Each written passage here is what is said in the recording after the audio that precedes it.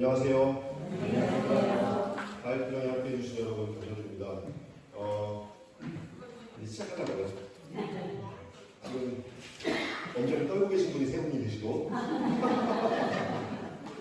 떨고 계신 분이 세 분이 계시고 밖에서 구경하고 계신 분들도 계시고 이렇게 네. 지금 들으신 노래 아세요 혹시? 처음 보시죠? 그냥 계속 틀어드릴 거예요. 한번 불러볼까요? 네. 네, 위에 있는 거. 중앙으로 따라서 하시면 돼요. 계속 반복 되니까. 네. 이걸 참고해 하나이다. 한번 불러보겠습니다. 이렇게 중앙으로 따라서 한번 부르시면 돼요.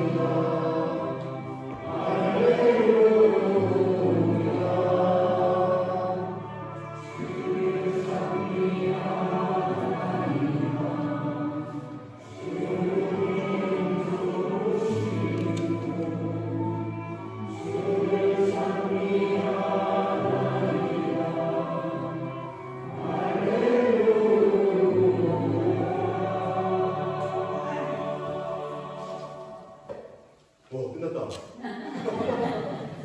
네, 시작하도록 하겠습니다. 주님의 기도 평화성 영광 드리겠습니다. 성부와 성자와 성령의 이름으로 하늘에 계신 우리 아버지, 아버지의 이름이 거룩히 여기시며 아버지의 나라가 오시며 아버지의 뜻이 하늘에서와 같이 땅에서도 이루어지소서. 오늘 저희에게 일용할 양식을 주시고 저희에게 잘못한 일을 저희가 용서하오니 저희 죄를 용서하시고 저희를 유혹에 빠지지 않게 하시고 악에서 구하소서.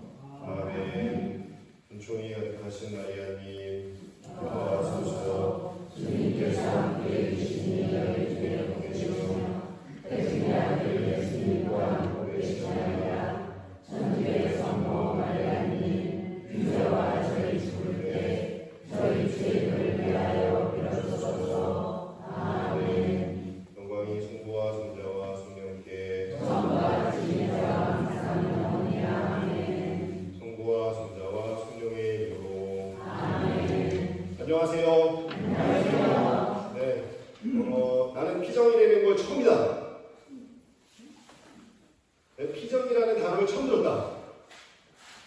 그렇지 않으시네요. 네, 피정은 피세정령이라는 뜻이에요. 피세정령. 세상을 피해서 영혼을 고요하게 한다. 네, 이걸 줄여가지고 피정 이렇게 부르는 거죠. 영어로는 리트리트라고 합니다. 그래서 재생하는 거죠. 네, 재생하는 걸 그 트리트먼트 화장품으로 쓰지 않았죠. 그래서 리트리트라는 표현을 쓰고, 피정은 세상 일상에서 좀 벗어나서 고요하게 자신을 돌아보기도 하고, 기도하면서 하나님과 대화하기도 하고. 근데 제일 중요한 건 고요하게 머무는 일이고 일상을 떠나는 일이라고 생각합니다.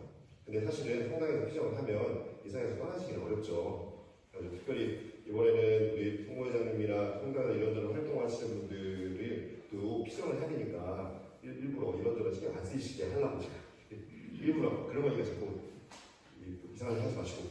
아무튼 그래서 오늘 농사 짓다 오셨어요? 난 농사 짓다 왔다. 고구마를 키우고 있는데. 고구마 다 캐셨어요? 네, 아니요. 고구마를 키우고 있는데 우리 아들 며느리가 네. 온다고 그래요. 네. 그래서 오라고. 네. 그래서 아들 며느리가 고구마 키우고 있어요? 네. 이제 친구 내일을 또 데려왔어요. 아, 체험하러 오셨구나. 네, 체험하러 체험하러. 오셨. 아, 좋아요. 네. 그래서 어쨌든 오늘 지금 다 추수철이고 그래가지고 우리 교우들이 다 농사 짓는 건 아니니까 농사 짓시는 분들은 오늘 굉장히 바쁜 시기라서 지금 노래 보시면 막 이렇게 지금 출하고 있잖아요. 그래서 너무 바쁘신 분들은 못 오셨을 거고, 사실은 요맘때쯤 그런 생각을 했어요. 우리 성당에서 저는 그게 굉장히 많이 들었거든요.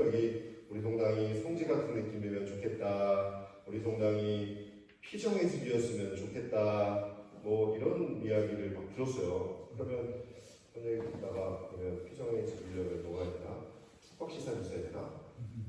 그건 안 될 것 같고, 그러지 말고 우리가 가지고 있는 자연환경, 우리가 가지고 있는 조건에서 어떻게 우리만의 피정을 만들어 보면 좋을까를 생각하다가 이번에는 좀 실험적으로 해보려고 하는 거예요.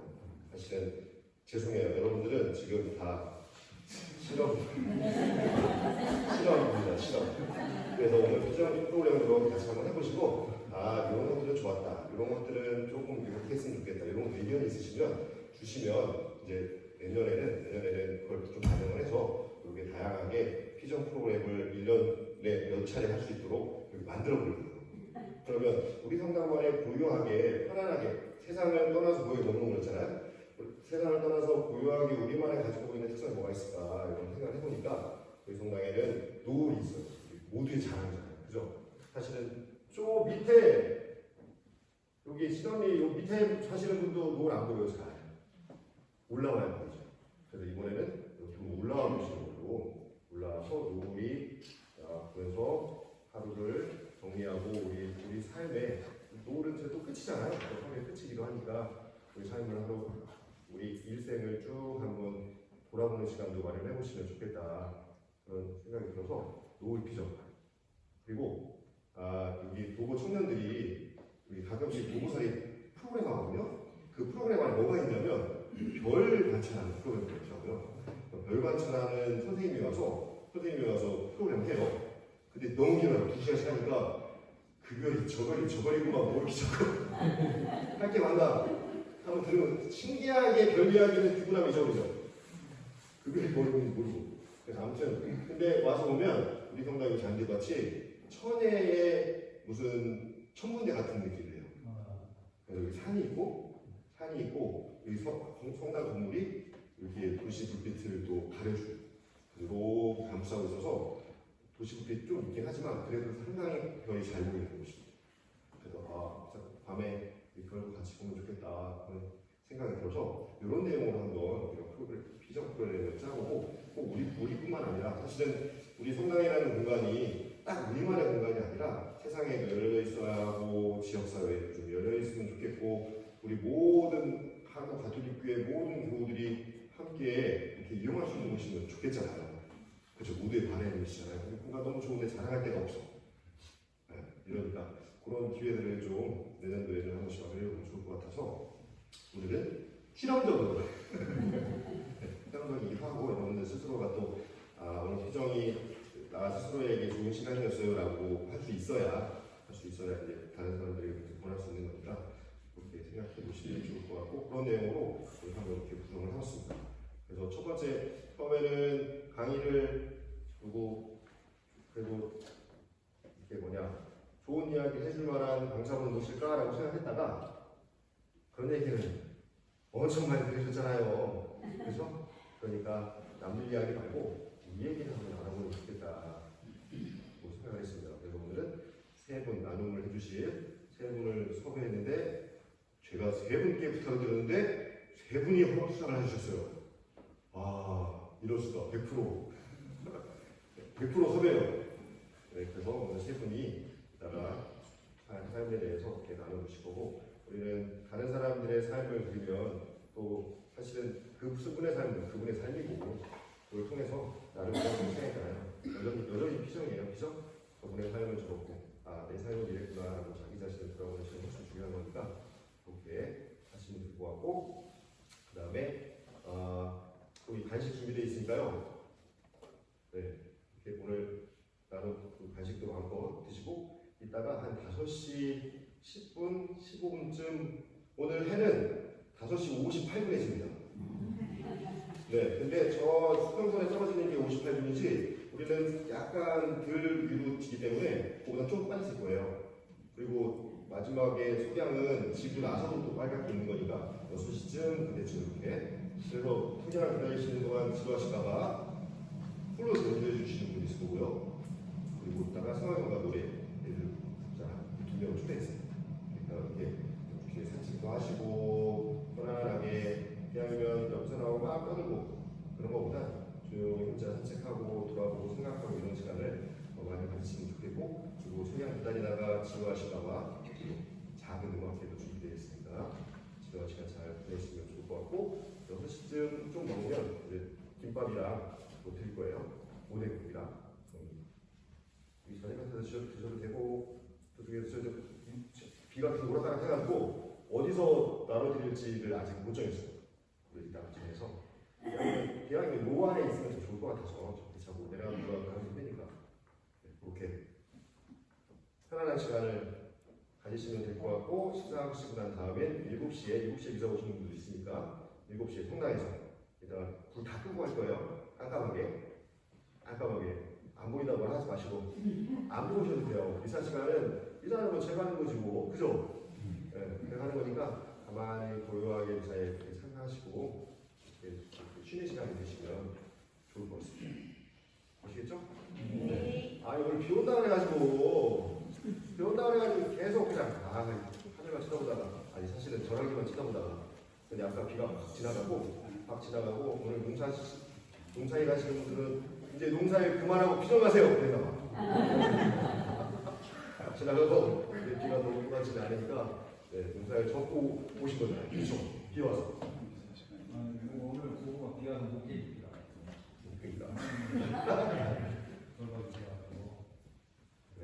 그렇게 오늘 하루 보내시면 될 것 같고요. 그 다음에 오늘 주제는 거기 뭐라고 써놨냐면 뭐라고 써있을까요?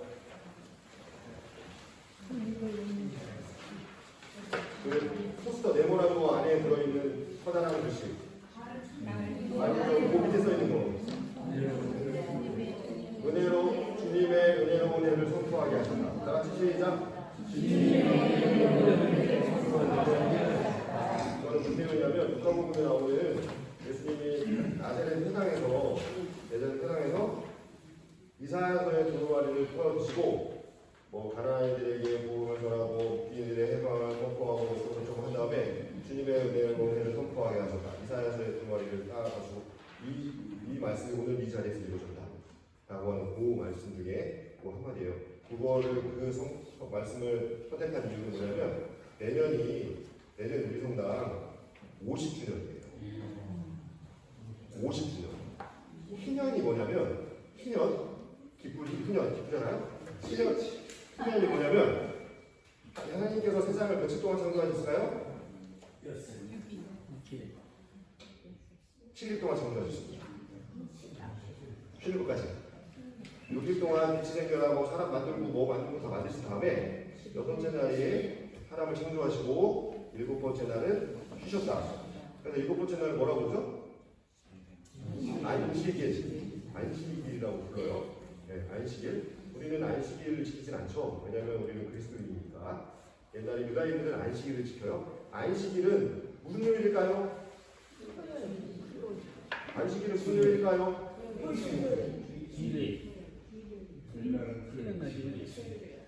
안식일은 유다교 전통이니까 유다교의 안식일은 토요일이에요. 네. 그러니까 토요일이라는 걸 아는 게 중요한 게 아니고요. 우리가 주일은 예수님의 부활을 기념하는 거잖아요. 예수님이 언제 부활했어요? 안식일 다음날. 안식일 다음날 부활했으니까 네, 토요일이고 주일은 일요일이지. 네, 아무튼 그래서 일곱 번째 날은 안식일이에요. 안식일. 마찬가지로 여섯 해가 지나고 일곱 번째 해가 돼요. 일곱 번째 해. 일곱 번째 해는 농사일을 다 멈추고 땅을 쉬게 해요. 그러니까 사람만 쉬는 게 아니라 땅도 쉬어야 된다. 그래서 여섯 해 동안 농사를 짓고 일곱 번째 해가 되면 땅을 쉽니다. 그러면 우리 일곱 번째 해 뭐 먹고 살아요? 그랬더니 하나님이 뭐라 했냐면 여섯 번째 해, 일곱 번째 해 먹을 것까지 다 줄게. 그래서 여섯 번째 해는 수확량이 많이 돼요. 그러면 좋겠다. 그리고 일곱 번째 해가 7번 거듭돼요. 그럼 몇이요? 7, 7에 49. 그러면 42번째 해는 안식년이죠. 그죠? 안식년이에요. 근데 안식년이 지난 50번째 해, 50번째 해도 쉬어라고 했어. 요게 희년이에요. 근데 문제는 이 희년에는 놀라운 일이 일어납니다. 무슨 일이냐면 내가 우리 장면님께 돈을 꿨어요. 그러면은 50번째 해가 되면 탕감이 돼. 돈을 꾸려면 49번째. 그래서 그 구약에 뭐 이런저런 뭘 보면 거기에 이제 법 규정 이런 것들을 보면 내가 누구 소를 다치게 하면 누구에게 종사를 해야 된다 이런 것들이 있어요. 그렇죠? 그러면 예를 들어서 이렇게 하다 보니까 이 주인과 종의 관계가 생겼어요. 예수님도 종과 주인의 관계 뭐 이런 비유를 가끔 드시잖아요. 그래서 유다인 사회에는 종과 주인의 관계가 있었다는 거죠. 그러니까 때로는 뭔가 잘못하면 저 집에 가서 종살이를 해야 되는 부분들이 생겨요. 네. 근데 50번째가 해가 되면 다 풀려. 다 리셋. 그래서 희년은 그냥 50번째 해니까 기쁘고 행복하다 이것과 함께 또 하나는 뭐냐면 원래 창조 질서로 돌아간다는 뜻이에요. 원래. 그러니까 원래 사람은 모두 다 똑같이 고유하고 존중받아야 할 사람들이잖아요. 소중한 존재들인데 그동안 이런저런 관계가 생기다 보니까 빚을 지기도 하고 누구에게 종이 되게 예속되기도 하고 뭐 이런저런 일들이 생기는 거예요. 근데 그런 관계들이 하나님께서 처음 창조하실 때 보시니 좋더라 했던 그때의 상태로 다시 되돌려놓는 거예요. 희년은 그런 뜻이 있습니다. 그래서 사실은 거기 내년 우리 성당 50주년에는 그런 생각을 함께 묵상하면서 기도하면서 50주년을 지내면 좋겠다라는 뜻에서 이번에 주제를 이렇게 주님의 은혜로 대를 선포하겠습니다. 저도 했고 우리 50주년을 맞이하는 것도 그런 마음이 좋겠고 오늘 피정도 우리 다 이렇게 그러니까 50년을 지셨네. 그죠? 저도 50년 좀 살았네. 내 기억에 있는 50년이 좀 안 되지만 지난 우리 길게 살아왔던 50년 넘게 살아온 우리 삶의 희년도 한번 이렇게 설계해 보시고 돌아보시고 그런 시간을 맞이하시면 좋을 것 같습니다. 좋겠죠? 네. 지금 3시 20분이니까요. 10분 동안 이제 세 분 발표자는 안 쉬고 계속 쭉 할 거예요. 그러니까 화장실도 다녀오시고 또 간식도 잠깐 드시고 3시 30분 10분 후에 이 자리에 다시 만나겠습니다. 네. 쉬는 시간 시작!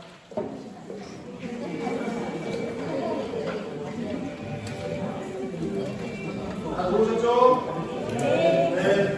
첫 번째 안정해 주실 강수영 무시아 장로님을 박수로 맞이하겠습니다.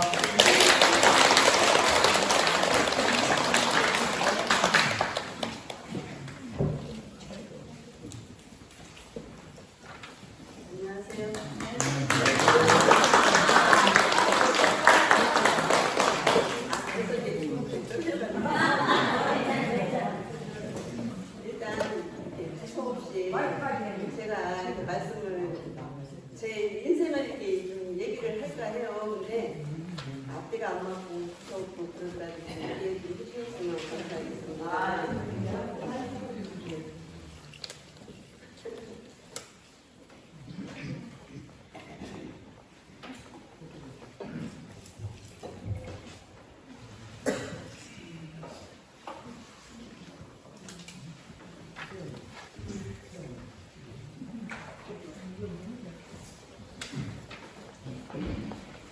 저는 이번에 신부님께서 이렇게 피정을 하시겠다고 말씀하시면서 이렇게 말씀드리게 저한테 뭐 이렇게 살아온 체험 뭐 이런 것 좀 얘기할 수 있냐고 말씀하시더라고요. 근데 신부님 말씀하실 때 뭔가 새로운 거를 이렇게 하시는 그 신부님을 뵈면서 아침 못해요를 못했어요.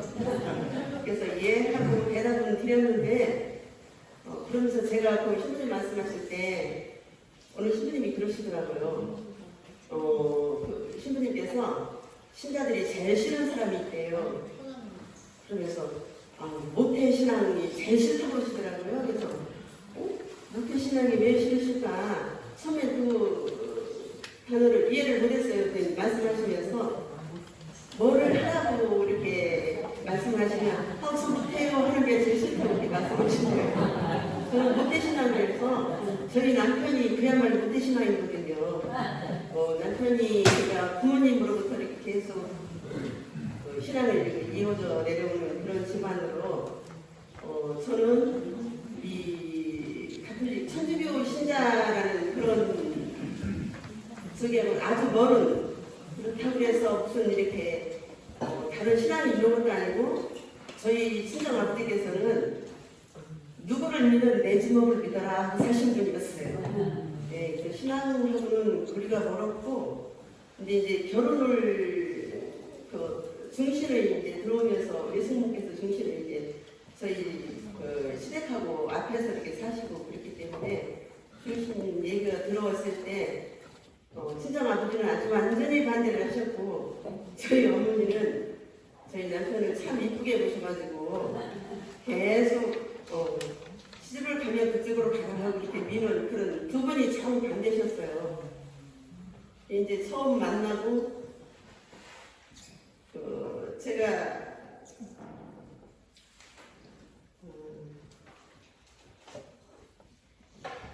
제 출생서부터 말씀을 드려야 이것이 연결될 것 같아요.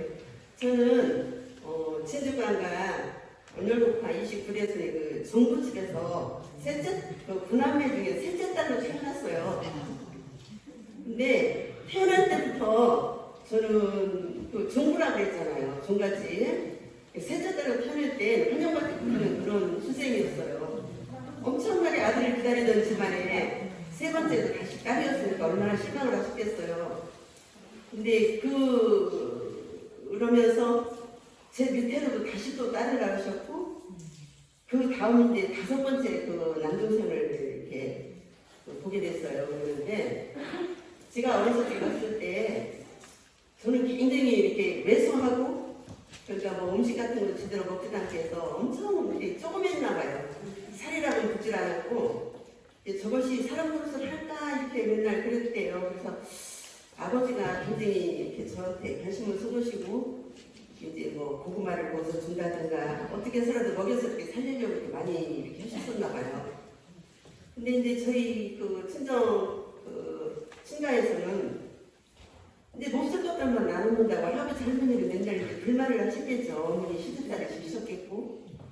어렸을 때 이렇게 생각을 해보면 네 번째를 낳고 다섯 번째 저 남동생을 낳았을 때 정말로 저는 우리 엄마 아버지가 이렇게 진짜 땅에 놓으면 꺼질라 들으면 날라 이렇게 키우셨어요. 그러니까 저희도 똑같이 동생한테 그렇게 해야 된다고 생각하고 또 동생을 이렇게 저희도 부도먹고 이렇게 뒷바라지 해주고 했거든요. 근데 이제 저희 아버지의 직업은 이렇게 목상이라고도 하고, 그러니까 나무 산을 사서 이제 그거를 이렇게 그 옛날에 그 숯을 만들어서 그걸 이렇게 해서 하는 그런 직업을 가지셨었어요. 그래서 어렸을 때는 굉장히 이렇게 배도 안 고팠고 그 쌀이 귀할 때도 저희는 쌀을 먹고 컸어요. 그런 어렸을 때는. 근데 이제 저희 어머니의 그 저기는 좀 힘이 드셔가지고 맨날 보리밥에 그러니까 뭐 팥이라든가 자국을 많이 넣어서 이렇게 드셔버릇해갖고 저희 친정어머니는 아버지하고 이렇게 살으면서도 밥을 따로 했던 기억이 있어요. 그러니까 엄마는 많이 뭐를 해야 입맛을 찾으시고 아버지는 아예 아무것도 안 넣으셔야 이제 그 식사를 하시고 이런 쪽이었는데 제가 그러니까 6살 때인가 그러니까 제 밑에 동생이 엄마가 홍역을 하시면서 동생이 또 홍역을 한 거예요. 그러니까 엄마가 그 동생을 돌보질 못하는 바람에 그 수영이라고 이름을 줬던 그 동생이 죽었어요. 근데 그 사망 처리를 해야 되는데 그 옛날에는 그 장남은 본가에 가서 그 사망 처리를 해야 됐다고 그래요. 그거를 시켜보낸 그 사람이 가서 A씨가 죽었다고 하니까 할머니 할아버지께서는 아 그거 사람 무시 못할 것 같더니 그여 갔구나. 그래서 제가 무척 이제 바뀐 거를 모른 거예요. 아버지도 모르셨고 저도 그랬고 이제 그 국민학교 옛날에 취약통지서가 나와야 되는데 그게 안 나오니까 아버지가 10살에 학교를 데리고 가셔가지고 순아라는 이름으로 학교를 이제 보내주신 거예요. 그래서 이제 학교를 한 3학년, 2학년 다니고 그러면서 이제 그 남동생이 이제 학교를 들어갔는데 제가 공부를 이제 나이가 먹어서 갔으니까 그 전에 한글을 다 떼고 학교를 가게 된 거예요. 한글을 떼고 계산도 다 했고 그러니까 선생님들이 옛날에는 한글을 떼고 학교에 오는 사람이 드물었어요. 이제 뭐 완전 한글 떼고 왔다면 이제 없을 정도 그 정도로 시골 학교에서 그랬거든요. 그래서 제가 학교 공부를 하면서 그 나머지 공부 받아쓰기 같은 걸 할 때 저한테 채점을 하라고 시켜놓고 선생님이 교무실에 가서 쉬다 오시고 이런 저기에서 했었는데 집에 와서 칭찬을 어머니 아버지한테 이렇게 그걸 자랑을 하면 한 번도 아 너 공부 잘해서 참 잘했다 좋다 이런 말씀을 칭찬을 안 해주셨어요. 엄마는 또 거기에 남동생 1학년 가면서 한글도 모르고 공부를 못하니까 선생님들이 네 동생 좀 가르쳐라. 네 동생은 어째 그렇게 뭘 모르냐. 네 동생 좀 집에서 가르쳐라. 맨날 이러셨어요. 그럼 집에 오면 엄마는 맨날 너 때문에 동생이 쉬인다고. 지집애가 공부를 해서 왜 이러냐고 맨날 부각만 하셨지. 이렇게 저에 대한 이렇게 칭찬을 못 들어보고 이렇게 잘했던 것 같아요. 이제 그러면서 이렇게 그 친정 부모가 오셔갖고 집에서 이제 그 위로 언니들 나름대로 이제 그 잘하지는 못했지만 그래도 이제 공부들을 해가면서 학교를 다녔고 저 같은 경우는 이제 계속 그러니까 얘는 여기다 둬서는 안 되겠다 싶어서 부모가 저를 데리고 서울로 올라가서 그러니까 14살부터 저는 서울에서 이제 초등학교를 이 대술 거기에서 같이 3학년까지 다니고 그 이후로 이제 서울에 가서 부모집에서 이제 부모가 공부를 이제 가르치는 바람에 이제 거기서 해서 중학교를 가려고 보니까 수라가 없는 거예요. 이제 등본을 떼서 넣어야 되는데 그래서 그때서 아 내 이름이 수나가 아니고 수영이도 돼 있었구나. 이게 종이를 제 거로 해도 제 동생께 남아 있었던 거예요. 그래서 그때부터 제 이름이 수영이도 됐는데 저희 어머니가 돌아가실 때까지 수영이라는 이름을 한 번도 안 불러주셨어요. 계속 수나야 이렇게 불러주셨거든요. 이제 그러면서 제가 중학교, 고등학교 갈 무렵에 아버지가 사업에 실패를 하시고 그게 일도 위험한 일이셨기 때문에 그때 크게 다치셔가지고 그때부터 가세가 기울기 시작했고 언니들은 이제 그러면서 고등학교 다니며 연애를 해가지고 하고 아버지가 저한테는 너는 제발 연애하지 말아라. 그 당시에 연애는 정말 부끄러운 일이었어요. 그러니까 좀 또 연애질이나 하고 다니고 막 이런 식으로 굉장히 이렇게 좋은 적이는 아니었기 때문에 아버지가 굉장히 저한테 그런 말씀을 이렇게 아주 질적으로 맨날 말씀하셨어요. 너는 연애하지 마라, 연애하지 마라. 근데 저는 이제 그때부터 학교를 고등학교도 못하고 그냥 회사 들어가서 일을 하기 시작을 해가지고 학비를 계속 동생들 학비를 계속 제가 계속 담당을 했었어요. 그러면서 이제 아버지 돌아가시고 계속 저는 월급날만 되면 용돈 한 1,000원도 못 내게 떼어놓고 나머지는 집으로 다 송금을 해드리고 이런 식으로 이렇게 해갖고 그 나머지 용돈도 저는 저금을 따로 했었고 그러면서 제가 28까지 직장생활을 했어요. 이제 결혼식 얼마 두고 아버지가 저희 남편 이제 계속 반대를 하셨고 했는데 아버지가 저희 남편들 이제 사회자리죠 불러놓고 얘가 우리 집 은행이었는데 너 결혼하면 우리 집에 그만큼 해줄 수 있냐 이렇게 물은 거예요. 이제 아버지가 테스트를 하니까 우리 집들의 대답이 그렇게는 제가 자신이 없습니다. 자신은 없고 열심히는 살겠습니다고 대답을 했대요. 그렇다고 아버지가 그날에서 이제 오케이를 해주신 거예요. 이 사람이 허풍을 없고 진실하구나. 됐다. 그럼 네가 원하면 엄마도 그렇고 그러니까 결혼을 해보라. 해서 이제 이렇게 결혼을 하게 된 거예요. 그러면서 저희는 이제 종교가 없었다고 했잖아요. 그러니까 이 성당에 결혼을 하게 되면 혼배 성사를 같은 이 종교가 있어야 하지 이걸 안 해주신다고 하더라고요.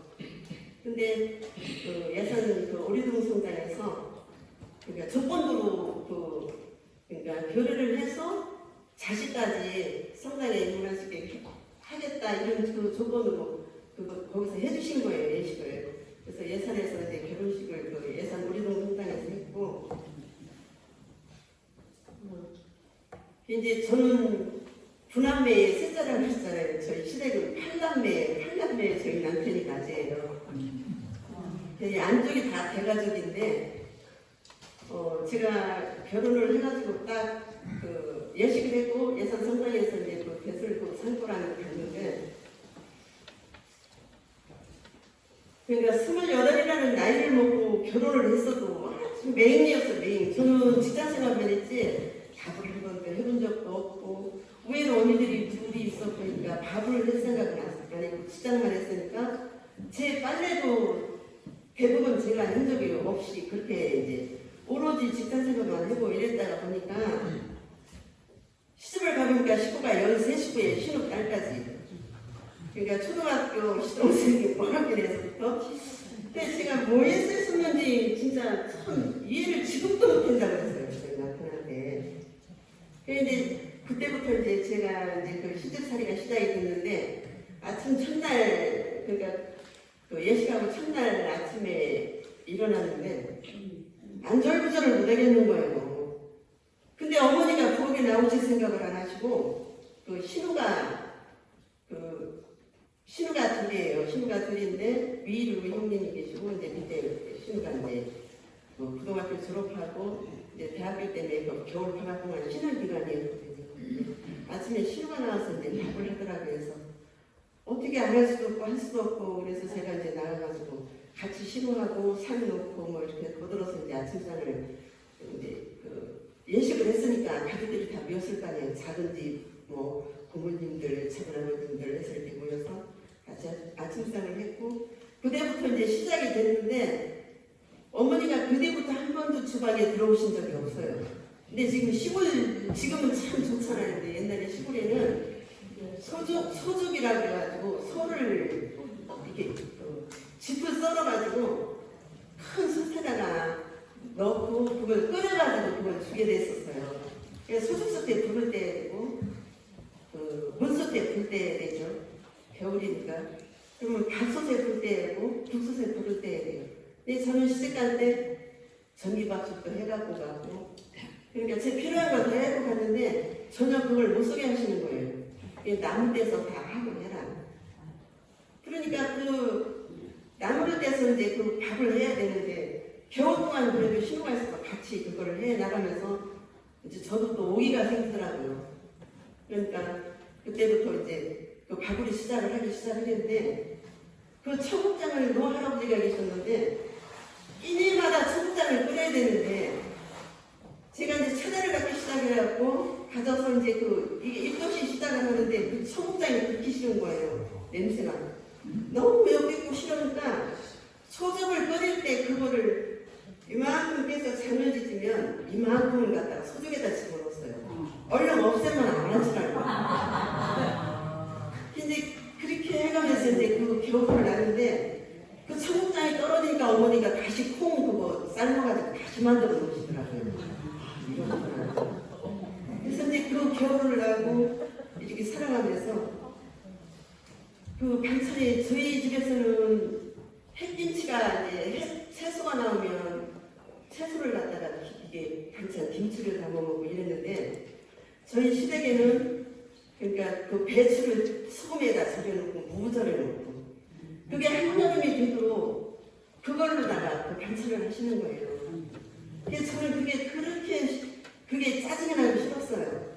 다른 반찬을 먹고 싶은데 장을 받아주셔야 뭘 하죠. 그럼 저는 얼음이 깨지면 그때부터 그 시골에서 냉이도 캐오고 달래도 가서 캐오고 해가면서 그걸 반찬을 해서 이렇게 갖다 드리고 이렇게 해서 이제 그걸 하는데 제가 그 어머니 아버지의 진짜 반찬 하나 안 사오고 이러시는 거를 처음에 불만으로만 생각을 했었거든요. 근데 나중에 제가 차차 이렇게 살아가면서 이제 하니까 그렇게 아내분이 그 팔년매를 가르치고 할 수 있는 그런 상황이 아니었어요. 그래서 엄청 절약을 하시고 절약을 하셔서 저희 남편 같은 경우에는 장남이니까 다른 집들은 대부분 장남을 가르쳤거든요. 근데 저희 시댁에는 묘하게 장남을 안 가르치신 거예요. 우리 형님하고 저희 남편하고는 가르치는 건 집을 떠난다고 할아버지가 절대로 학교를 보내서는 안 된다고 그러셔가지고 그냥 겨우 자기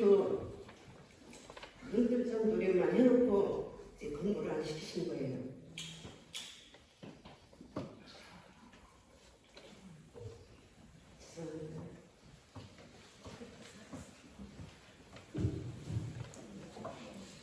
그래서 1년 살아가면 그래서 저는 그때부터 이제 산나물이 됐든 들나물이 됐든 나물이 이제 다 성장하게 됐어요. 그래서 그렇게 반찬을 해서 드렸고 그러고 살다 보니까 이제 그 노할아버지는 제가 손끝이 얇다고 무엇을 하셔도 제 옆에다 놓고 시키셨어요. 그래서 저는 이제 밥을 하면서 딸을 이제 이렇게 첫애가 이제 딸이고 둘째가 아들인데 딸을 낳았을 때 저희 어머니가 엄청 서운해 하시더라고요. 그 집에서 혼나고 결국에는 예산에 가서 이제 그 산부인과 가서 이제 딸을 낳는데 그 시어머니의 그 실망스럽고 그 하신 그 표정이 그 어머니를 보면서 저희 친정엄마 얼굴이로 이렇게 떠오르더라고요. 설애를 낳는데 이렇게 어머니가 실망을 하시고 이랬을 때 더군다나 종갓집에서 4번째까지 딸을 낳으셨던 우리 엄마는 그 고통이 얼마나 심하셨을까. 그때서 제가 그 남동생한테만 오로지 했던 그 엄마의 그 마음을 조금 이해가 되더라고요. 굉장히 원망을 하며 살았거든요. 그동안까지는. 근데 이제 제가 첫애를 낳고 딸을 조금 낳고 이러다 보니까 그 엄마의 나한테 왜 그러셨을까. 그 생각이 그때서 이해를 하게 됐고 부모가 돼야 한다더니 그렇더라고요.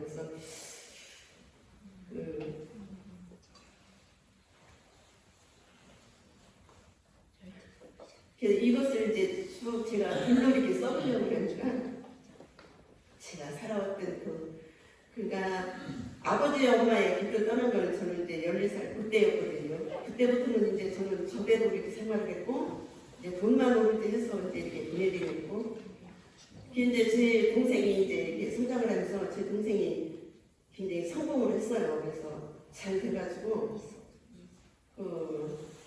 직원도 엄청 많은 그런 그러니까 뭐라고 해야 되나 지금 일본말로 대리마다라고 해서 처음에서는 그런 공장을 해가지고 굉장히 친정이 이렇게 잘 되게 됐고 제가 이제 시집와서 사는 거를 보고 동생이 이제 좀 안타깝다고 그래서 이제 가을 되면 일을 하는 일꾼들을 보내줘서 같이 하게 되고 이제 저는 시골에서 살다 보니까 제가 이길 수 있는 그런 저기가 아니고 너무 힘들으니까 얼굴은 완전히 기미로 덮어버리고 진짜 몰골이 말이 아니었었겠죠. 저도 지금도 생각해보면 제가 들에 가서 저희 남편 경운기 타고 가서 이렇게 일을 하는데 어떤 분이 지나가시다가 저보고 그 남편을 가리키면서 시동생이냐고 묻더라고요.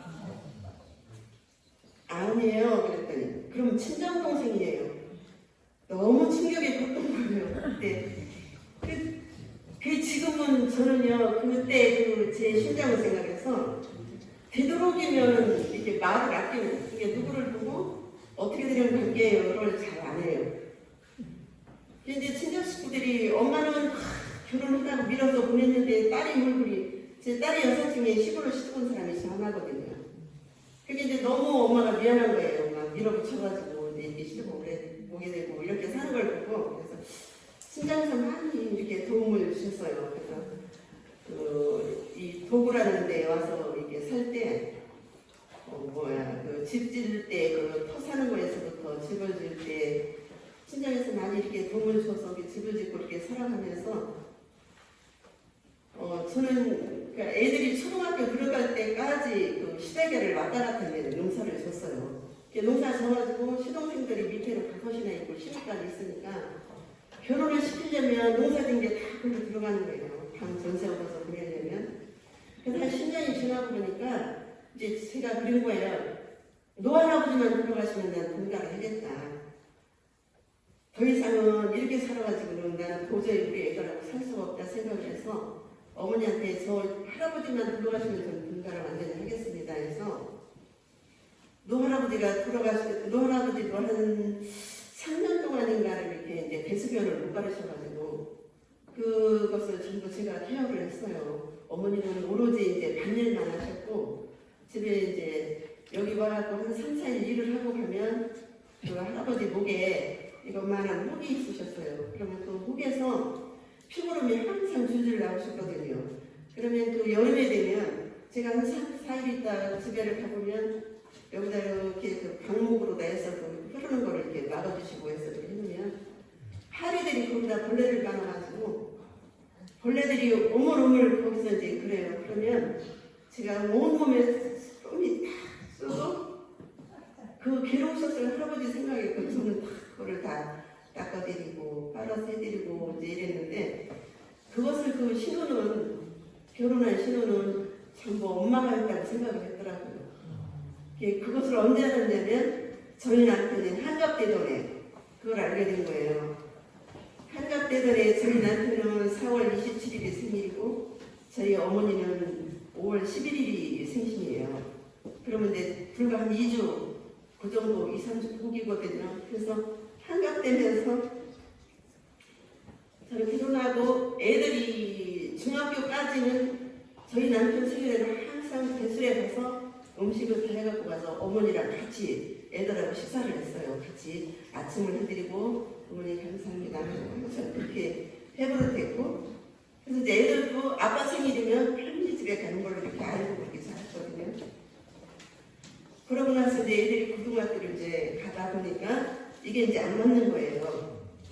그래서 이제 그때부터는 이제 제가 미리 해다 드리고 애들은 애들대로 학교를 보내고 이렇게 이제 이런 삶을 살아오면서 지금까지도 명절 때 그러니까 구정, 추석, 아버님 어머님 생신 그때 되면은 항상 제가 음식을 지금까지도 다 해갖고 가요. 근데 지금 이제 저는 뭐냐면 어머님이 살아계신 동안은 제가 그건 할 것이다 이렇게 생각을 하고 저희가 집을 지면서도 어머니랑 모시고 집으로 집 도구로 모시고 오려고 했더니 집을 떠나기가 싫다고 하셔가지고 그 대수직에 집을 다시 지어서 아버님 어머님은 그쪽에서 사시고 시동생이 하나가 그 서울에 나가서 있다가 이제 이렇게 다치고 그런 상황이 돼서가지고 다시 집에 와서 살게 돼서 지금 그 시동생이 같이 어머니 모시고 살거든요.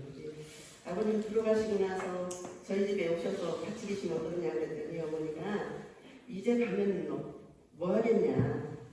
그래도 여기서는 마실 곳이 있고 대화할 그 옛날 같이 살아오셨으니까 있는데 안 가겠다 하셔가지고 또 집을 짓고 살고 계신데 지금 어머니가 94세세요.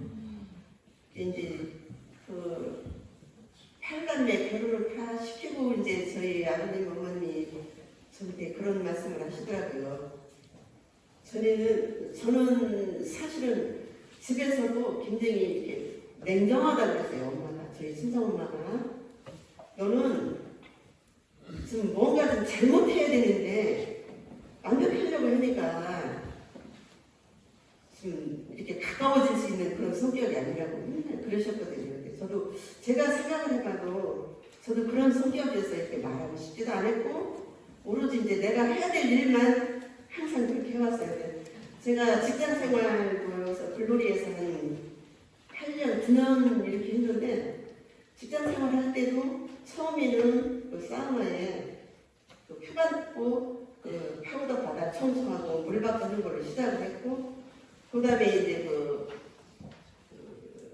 소장, 본부장이 이게 바뀌면서 저를 이렇게 관리과로 부르시더라고요.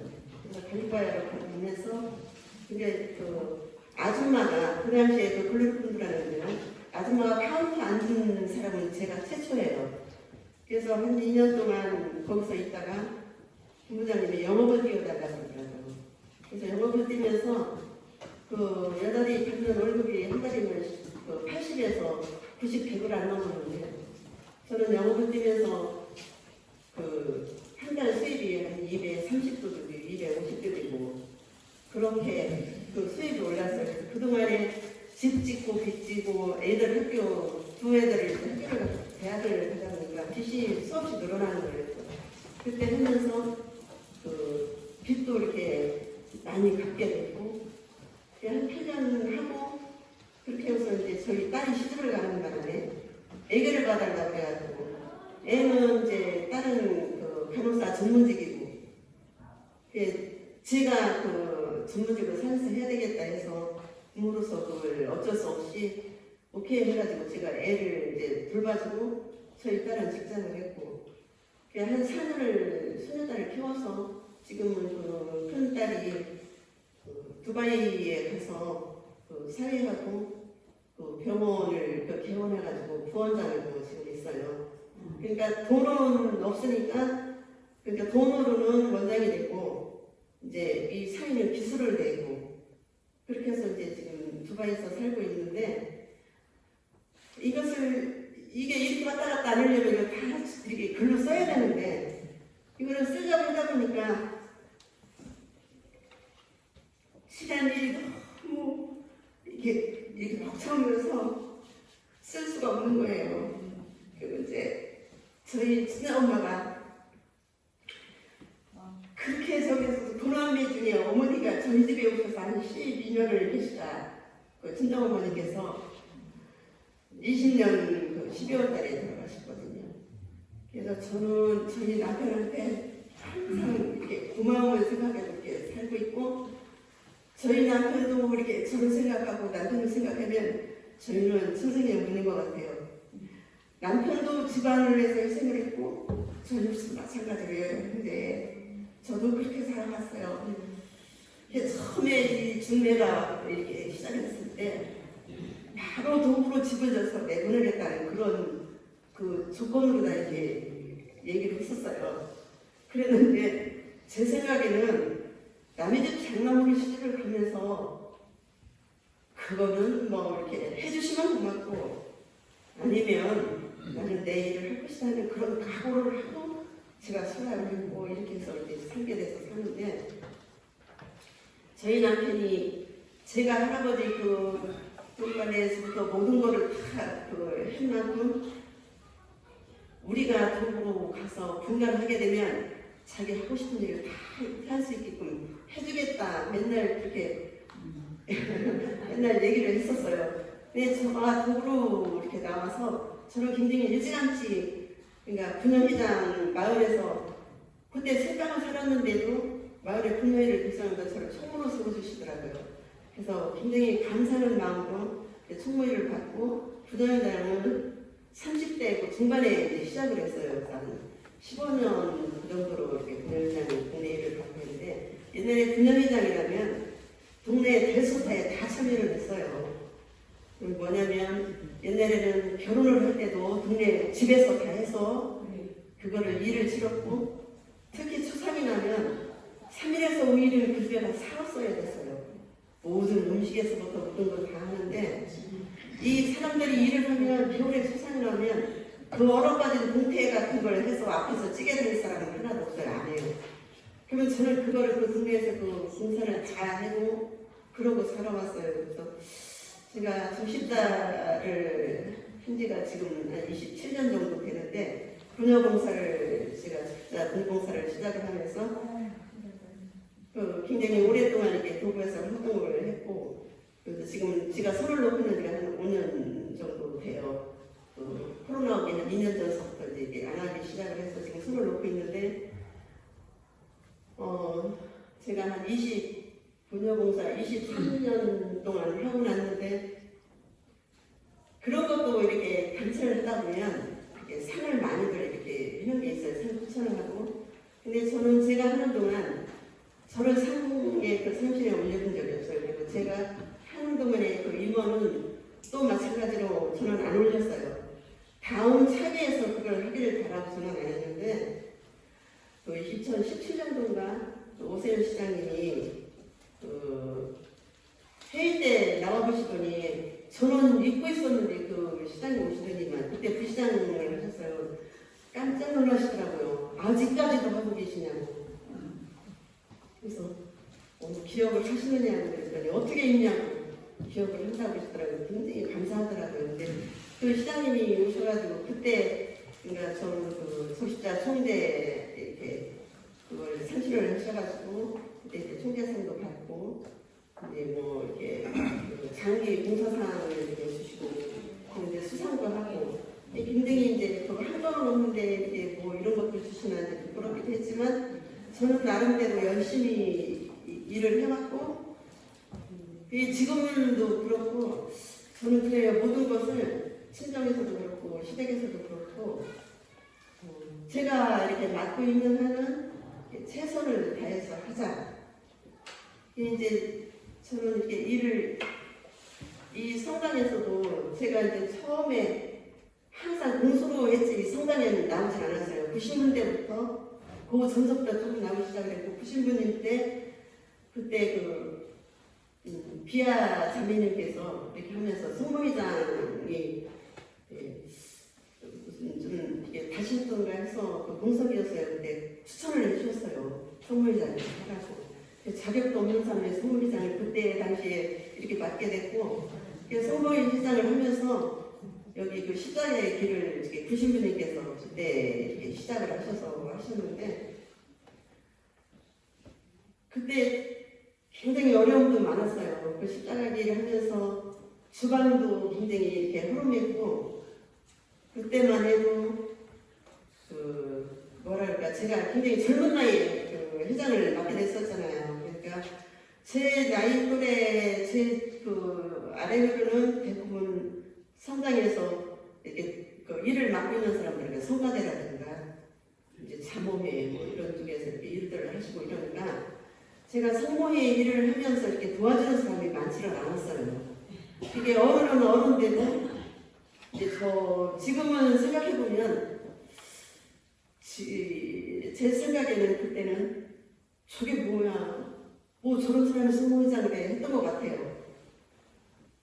그러니까 굉장히 일 보기가 어려웠고 그래도 저는 저 나름대로 최선을 다해서 그 십자가 얘기를 하는 동안 항상 여기 와가지고 밥을 해드렸어요. 그 일을 하시는 분들 밥을 해드렸고 그러면 그 당시만 해도 그 밥 하는 게 뭐 이렇게 어디서 돈을 타서 밥을 하는 게 아니고 집에서 음식 재료가 있으면 가지고 오고 모든 걸 그렇게 하면서 오면 참 신기하게도 오면서 사람을 만나면 가지도 주시고 콩나물 그린 것도 주시고 그 반찬이 한 가지면 한 가지로 시작이 되는 날이 없어요. 3개, 4개가 되더라고요. 항상 그래서 와 이게 하나님의 뜻이신가 봐.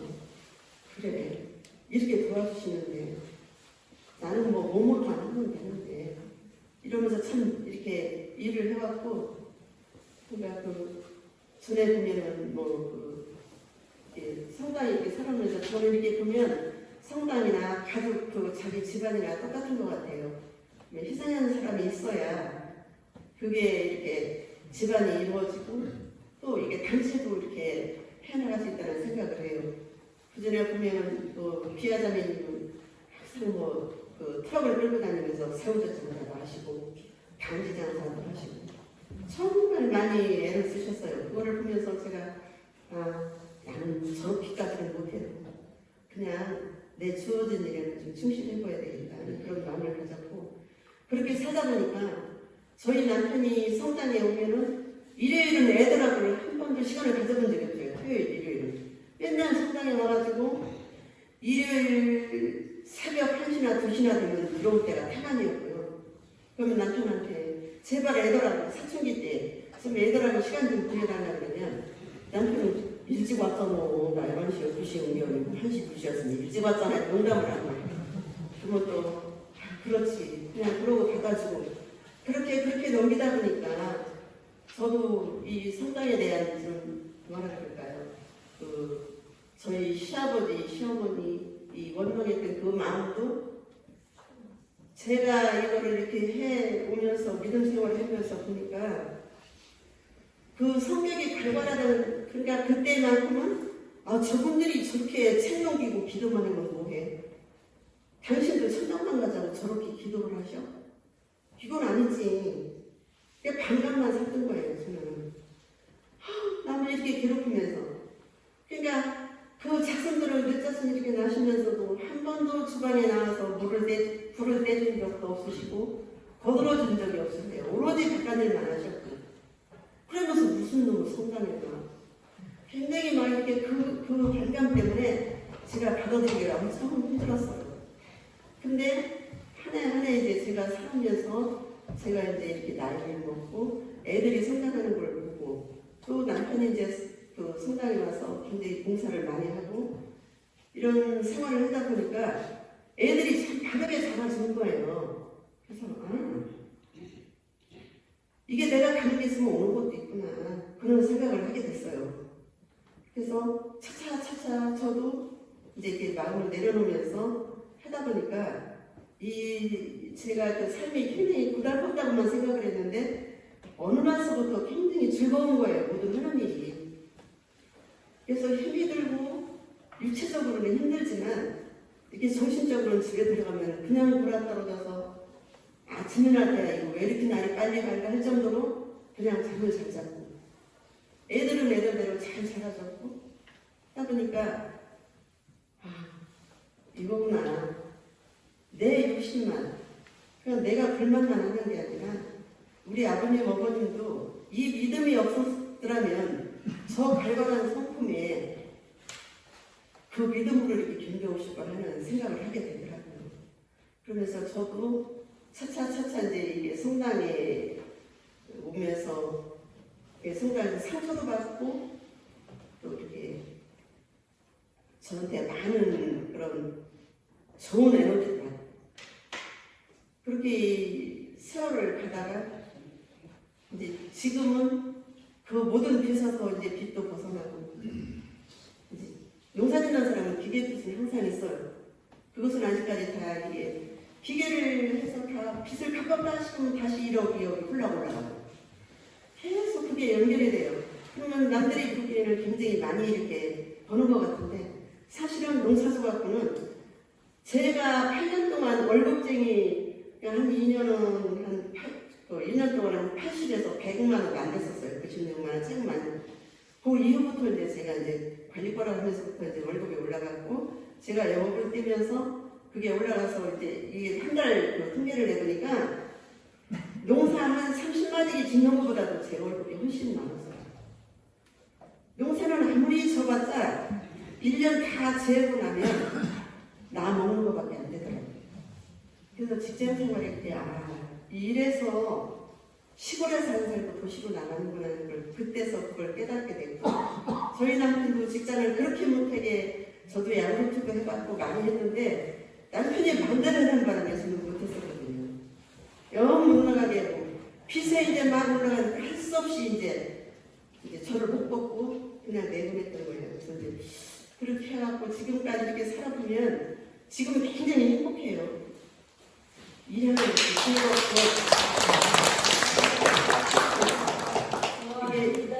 이게 육체가 어렵지만 이건 어려운 건 어려운 게 아니에요. 내가 할 수 있는 게 감사한 거죠.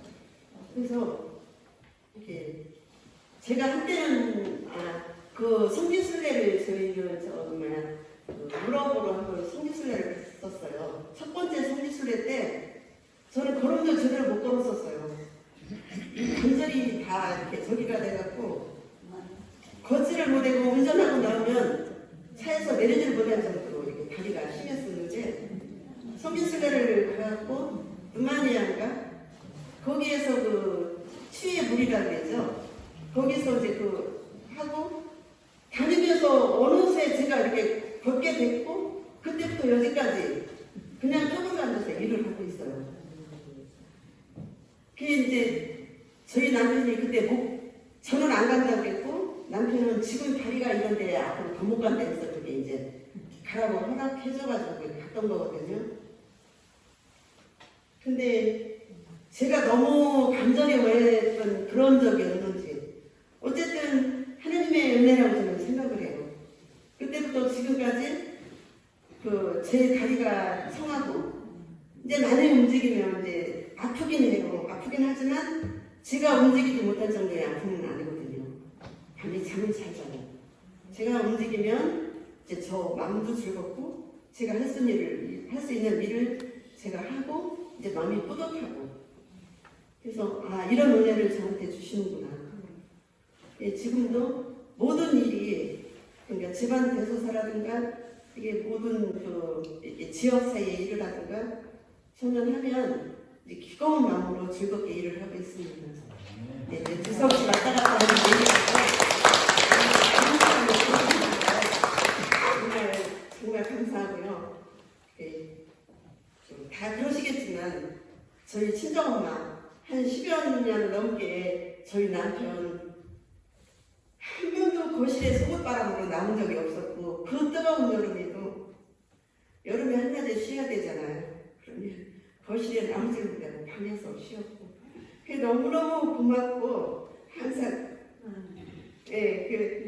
지금도 이렇게 고마움을 생각을 하고 저희 어머니가 친정엄마께서 저희 집에 그가 그 열애 때 있을 때 엄마도 저한테 오시려는 생각을 안 하셨겠지만 근데 결국에는 그 동생이 죽고 나니까 어머니가 가실 곳이 없으셨어요.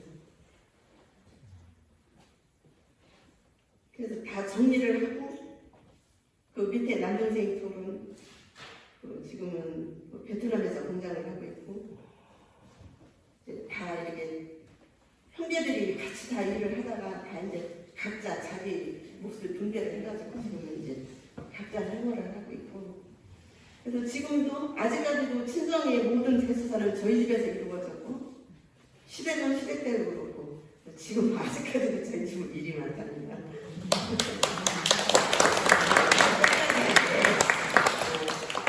저희 얘기를 잘 들어주셔서 너무 고맙습니다.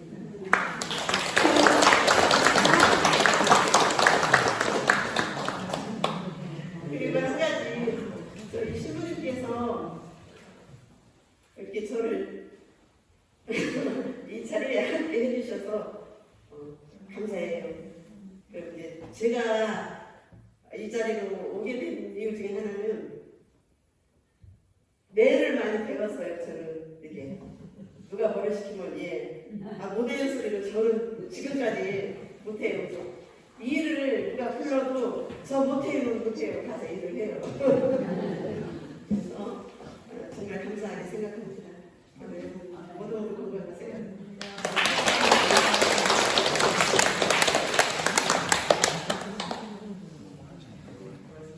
고맙습니다. 네, 다음 나눠 주실 분은 우리 이하근 선생님 소개해 주시죠.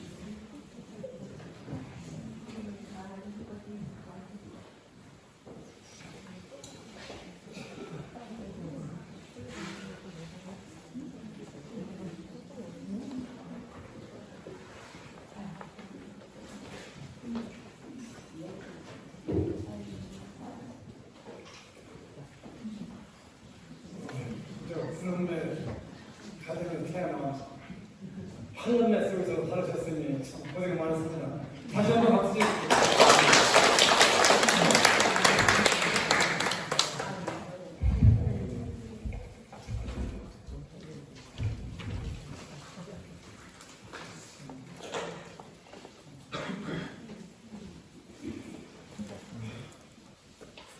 형제 자매 여러분 건강 안녕하셨어요? 저는 오늘 하느님의 사랑이라는 주제로 여러분과 같이 나눠볼까 합니다. 그렇지만 이 자리에 서기엔 너무나 부족한 것으로 생각하고, 하지만 나눔을 준비하면서 저는 이렇게 생각해 보았습니다. 인간이란 하느님의 사랑을 받고 사랑을 실천하면서 사랑의 선물을 받아 살아갑니다. 이 사랑의 선물을 나누며 살아가는 사람들을 사회 또는 공동체라고 할 수 있습니다. 그래서 저도 생각해보니 이만큼 살아오면서 대략 4가지의 하느님 사랑의 선물을 받은 것 같아요. 그 4가지가 하느님의 사랑의 선물을 우리 공동체 안에서 함께 나눠볼까 합니다. 첫 번째로 받은 하느님의 사랑의 선물은 내가 제일 사랑하는 어머니의 몸에서 세상에 태어나게 해주시는 것입니다. 저는 아산군 선장면 분포리에서 태어나 어느덧 80여 년이 지났어요.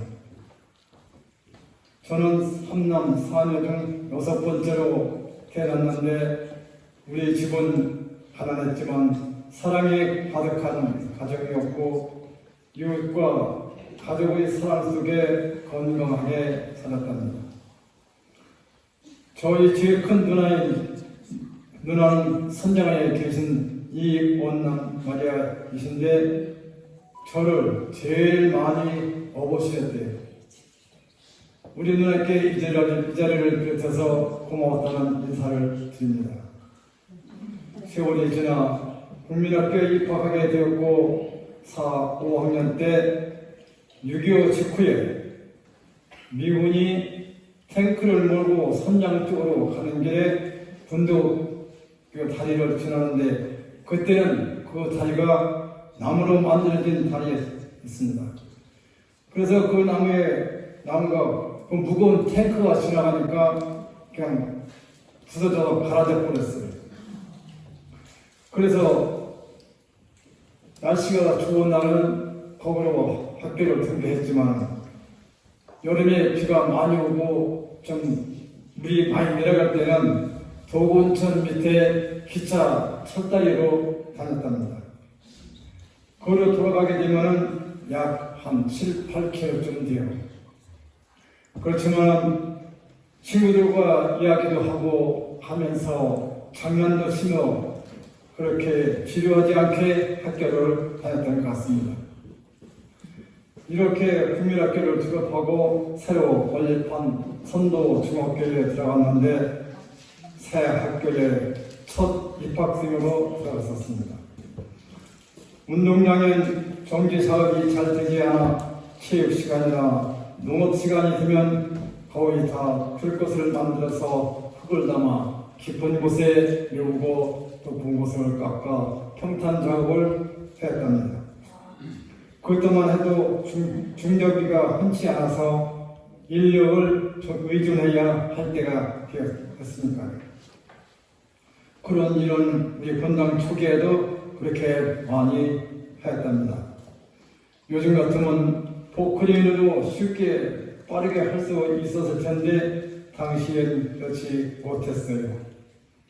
그렇게 3년을 지나고 졸업을 했는데 집안이 가난한 탓으로 상고밖에 지나가지 못했습니다.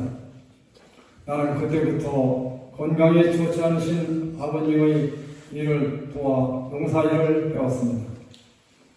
내가 농사일을 한창 배우던 시절 아버지는 병세가 악화되어 세상을 떠나시고 말았습니다. 저는 아버님의 3년상을 마치고 그해 7월에 군대에 입대하여 2년 동안은 카트샤에, 6개월은 한국 부대에서 근무하다가 2년 반 군 복무를 마치고 전역을 했습니다. 12월에 제대하고 집으로 돌아온 이듬해 하느님께서는 저에게 아주 특별한 사랑의 선물을 저에게 안겨주셨습니다.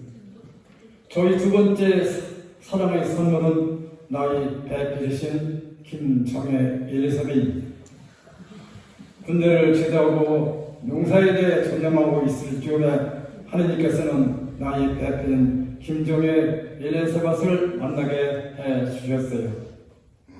군에 가기 전에는 농사일을 혼자 하였는데 이제 둘이 하니까 쉽고 재미도 있고 너무나 행복한 생활이었습니다. 그렇게 몇 년이 지났는데 엘리사벳의 몸이 문제가 생겼어요. 몸이 불편해서 병원도 가보고 무당굿도 해보고 했지만 별 효과를 나타내지 못했습니다. 한참 고민 끝에 동네에서 감리교회에 다니는 할머니께서 오셔서 기도도 해주고 위로도 해주셔서 감사했습니다. 결국 나중에 할머니는 교회까지 데리고 다녔어요. 신도들이 몰려와 기도하고 그럴 때 나는 마실을 가버리고 참석을 하지 않았었지만 목사님이 방문을 하신다 할 땐 내가 집이 있는 곳이 도리일 것 같아서 앉아 있었습니다. 나중에 같이 기도도 하고 위로의 말씀도 듣고 하다 보니 어느덧 1년이 거의 다 지나게 되었던 것 같습니다. 다행히 엘리사벳은 다시 건강을 회복하게 되었고 지금은 노안으로 불편하지만 행복하게 지내고 있습니다. 세 번째 사랑의 선물은 신앙을 가지게 되었다는 것입니다. 농사일을 하다가 힘들고 목이 마르면 가는 곳이 동네 가극방이었습니다. 가서 음료수도 마시고 누군가를 만나면 막걸리도 한 대포 하면서 쉬는 곳이었어요. 어느 날 그 가게에 갔는데 그 가게 주인이 나에게 하는 말에 이 형 신앙을 가지려면 천주교에 나오셔요 라고 말하는 것이었습니다. 그 주인의 말씀에 나는 귀가 솔깃했어요. 뭔지도 모르겠지만 천주교가 어디 있는데요? 파출소 위에 있습니다. 한번 가보실까요?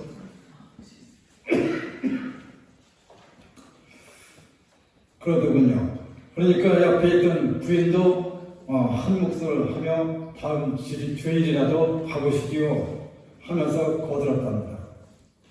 그래서 나는 더 물어보지도 않고 갑시다 했어요.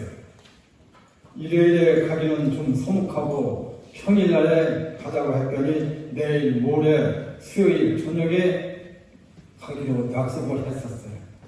약속한 날에 가게 주인과 같이 자전거를 타고 가서 신부님께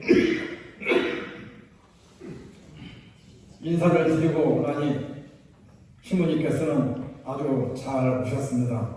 다음 주 수요일 저녁에 미사 후에 교리가 있으니 교대반에 나오세요 라고 말씀하셨습니다.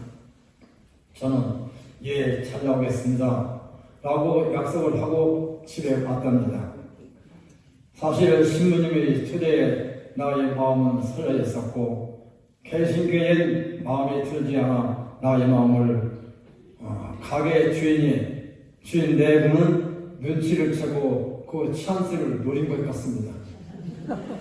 그래서 나는 매주 수요일 저녁이면 아내를 자전거에 태우고 교육을 받으러 다녔는데 13개월을 거쳐 빠지지 않고 꼬박 교류를 받았습니다. 그해 12월 성탄절에 우리 6 식구는 영광스러운 영세를 받고 하느님의 자녀로 하느님의 가정으로 사롭게 태어났습니다.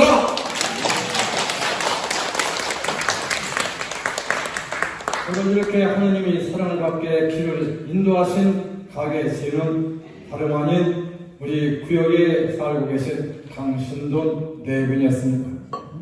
오늘 이 자리를 빌어서 다시 한번 고마웠다고 감사하고 하라고 인사드리겠습니다. 감사합니다. 하나님 명소 위에 교우님들의 깊은 사랑과 지도 속에서 생활을 하다가 카톨릭 농민회라는 단체에 가입하게 됐습니다. 그러다 보니 아산 농민회장직을 맡게 되었고 전국 농민회원들이 여의도에 가서 쌀값 보장하라는 집회를 할 때 전국 농민회원들이 화염병을 가지고 가서 경찰들과 투쟁을 했답니다.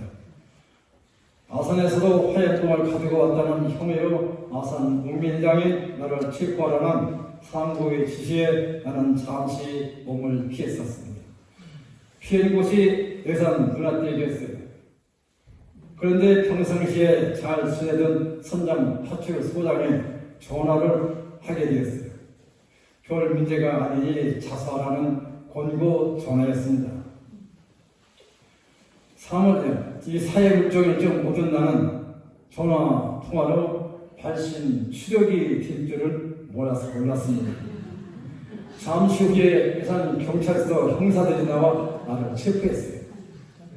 예산 경찰서는 나를 아산 경찰서로 이송시켰고 그곳에서 3일 동안 구금을 하다가 이번 사건의 수사본부인 서울 종로 경찰서로 이송이 되었습니다. 나는 그곳에서 2일 만에 조사를 받았는데 담당 형사가 나에게 하는 말이 마음 편히가 돼요. 나도 천직의 신자요. 나 분명히 베드릅니다. 하고서 담배 한 가지를 저에게 불을 붙여 주었더라. 나는 그걸 받아서 피울 줄 모르는 담배지만 몇 모금 빨아봤어요. 담당 형사는 나에게 몇 마디 인적 사항을 물어보더니 혼자서 타이프를 한참 쳤어요. 치더니 원고를 빼서 저에게 주는 거예요. 별로 문제될 것은 없으니 읽어보세요. 그러길래 나는 받아서 대충 읽어보니 별로 문제되는 것이 없었습니다.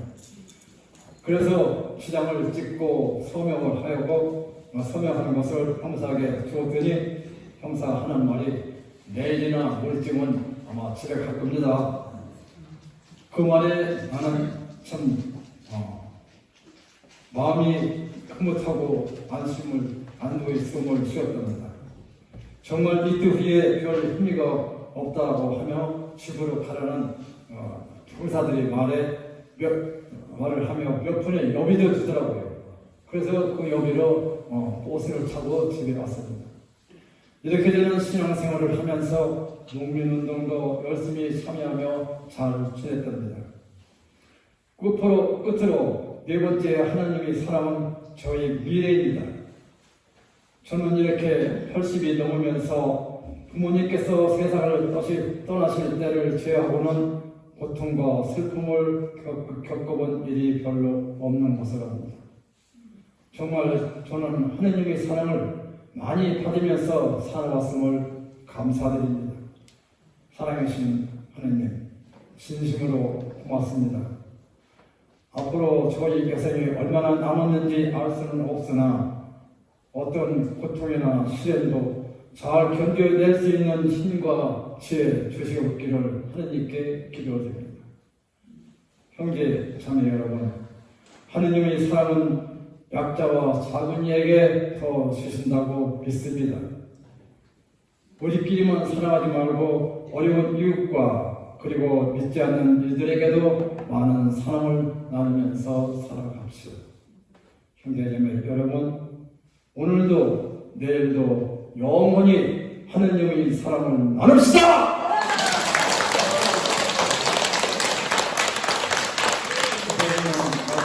성령을 주셔서 감사합니다. 영광이 성부와 성자와 성령께 성부와 성자와 성령입니다. 감사합니다.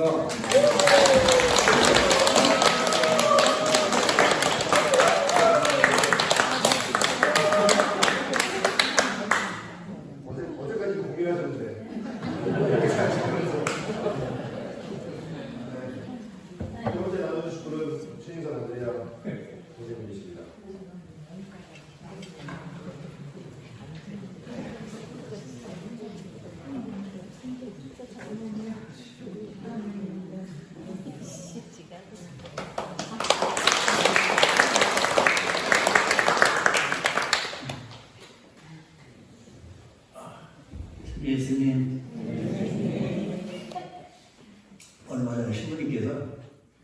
별밤 시정을 계획하셨고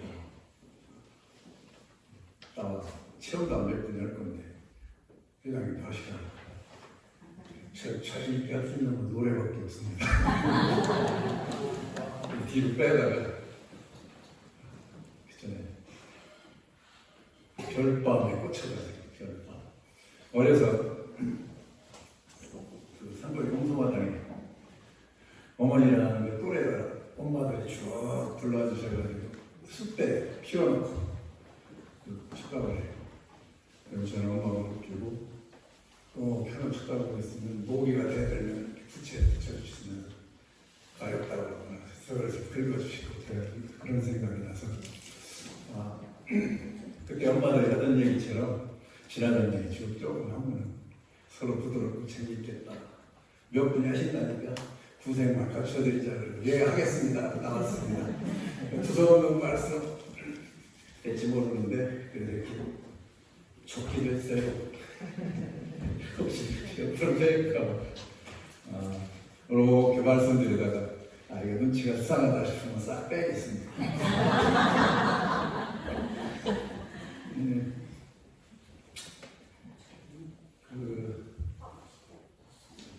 지금도 그렇게 하는 데가 있는지 모르겠는데 그때는 뭐 놀거리도 없고 TV도 없고 하니까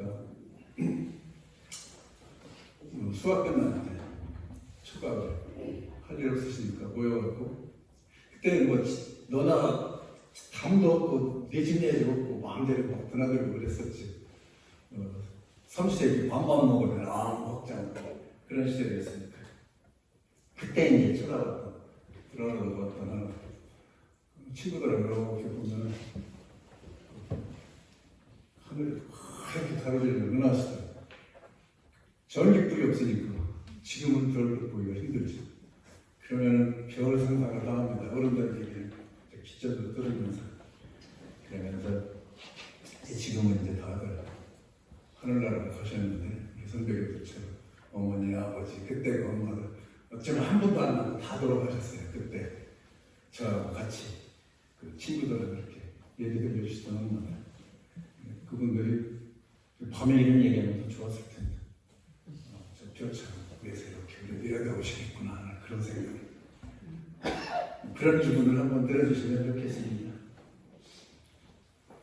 신남매 중에 저는 원래 둘째 장남이 아니고 지금은 장남이 됐는데 전쟁 끝나고 5년 뒤에 지금 환자분 목재 다니시는 정남아 베드로 형제님 그분이 면석이 초기였던데 어느 날 자전거 타고 오셨더라고요. 아버지한테 없어진 기록 전쟁 없어진 기록 좀 복원해야 되니까 한번 나오시고 그 공소장님하고 있을 때 회장님 나오시고 가서 했는데 아버지 기억하고 엄마 기억하고 틀려서 저하고 형하고 신부님하고 안나 되게 대명을 한꺼번에 했는데 아버지 말씀에 제가 말띠고 엄마 말에는 윤달이 7월 1일이 제 생일이라니까 아마 엄마 말이 정확할 겁니다.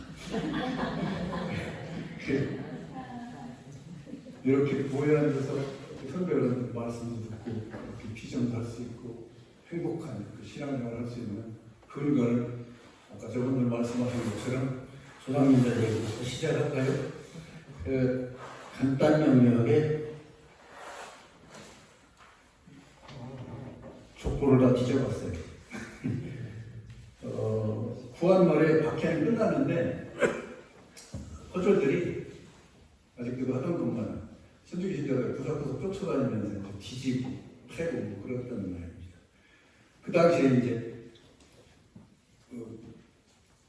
선주기에 얘기했던 기자, 호자, 경주 70, 우들공 바 27대 장성 할아버지가 그 친구 권고에 따라서 세례를 받고 신앙생활을 한 게 이제 들통이 나가지고 군중들이 다 모여갖고 족보를 지킬 거냐, 중간 아니면 파문할 거냐 결정하라 그러니까 어느 날 할 수 없이 할아버지 금동이라고 이름이셨는데 그분을 데리고 어머니하고 외아들 데리고 어디로 갈 것인가 연락이 안 닿는 대로 피해서 가는 것이 한 한 달 하고도 한 일주일 더 지나서 도착하면서 지금 공주 신풍 사람들 유신분님들 못 자요. 6분 왔으신 분.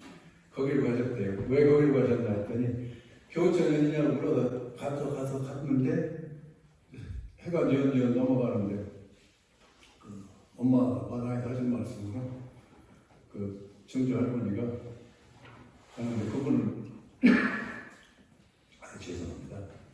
아직 그때는 세례 받기 전이었던 구석구석 울었어 조물조물 울었어 하고 사람들이 모여앉아서 회당에서 뭔 소리가 들리더래요. 가만히 생각하니까 우리 공도에서 했던 거 마냥 저녁 좀 치고 망고 그 전에 공도에서 다 그렇게 하셨던 거 여기도 아마 그랬을 거예요.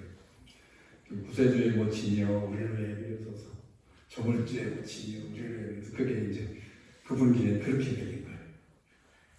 그러니까 할아버지가 승주 할아버지가 거기 정착을 하셨답니다.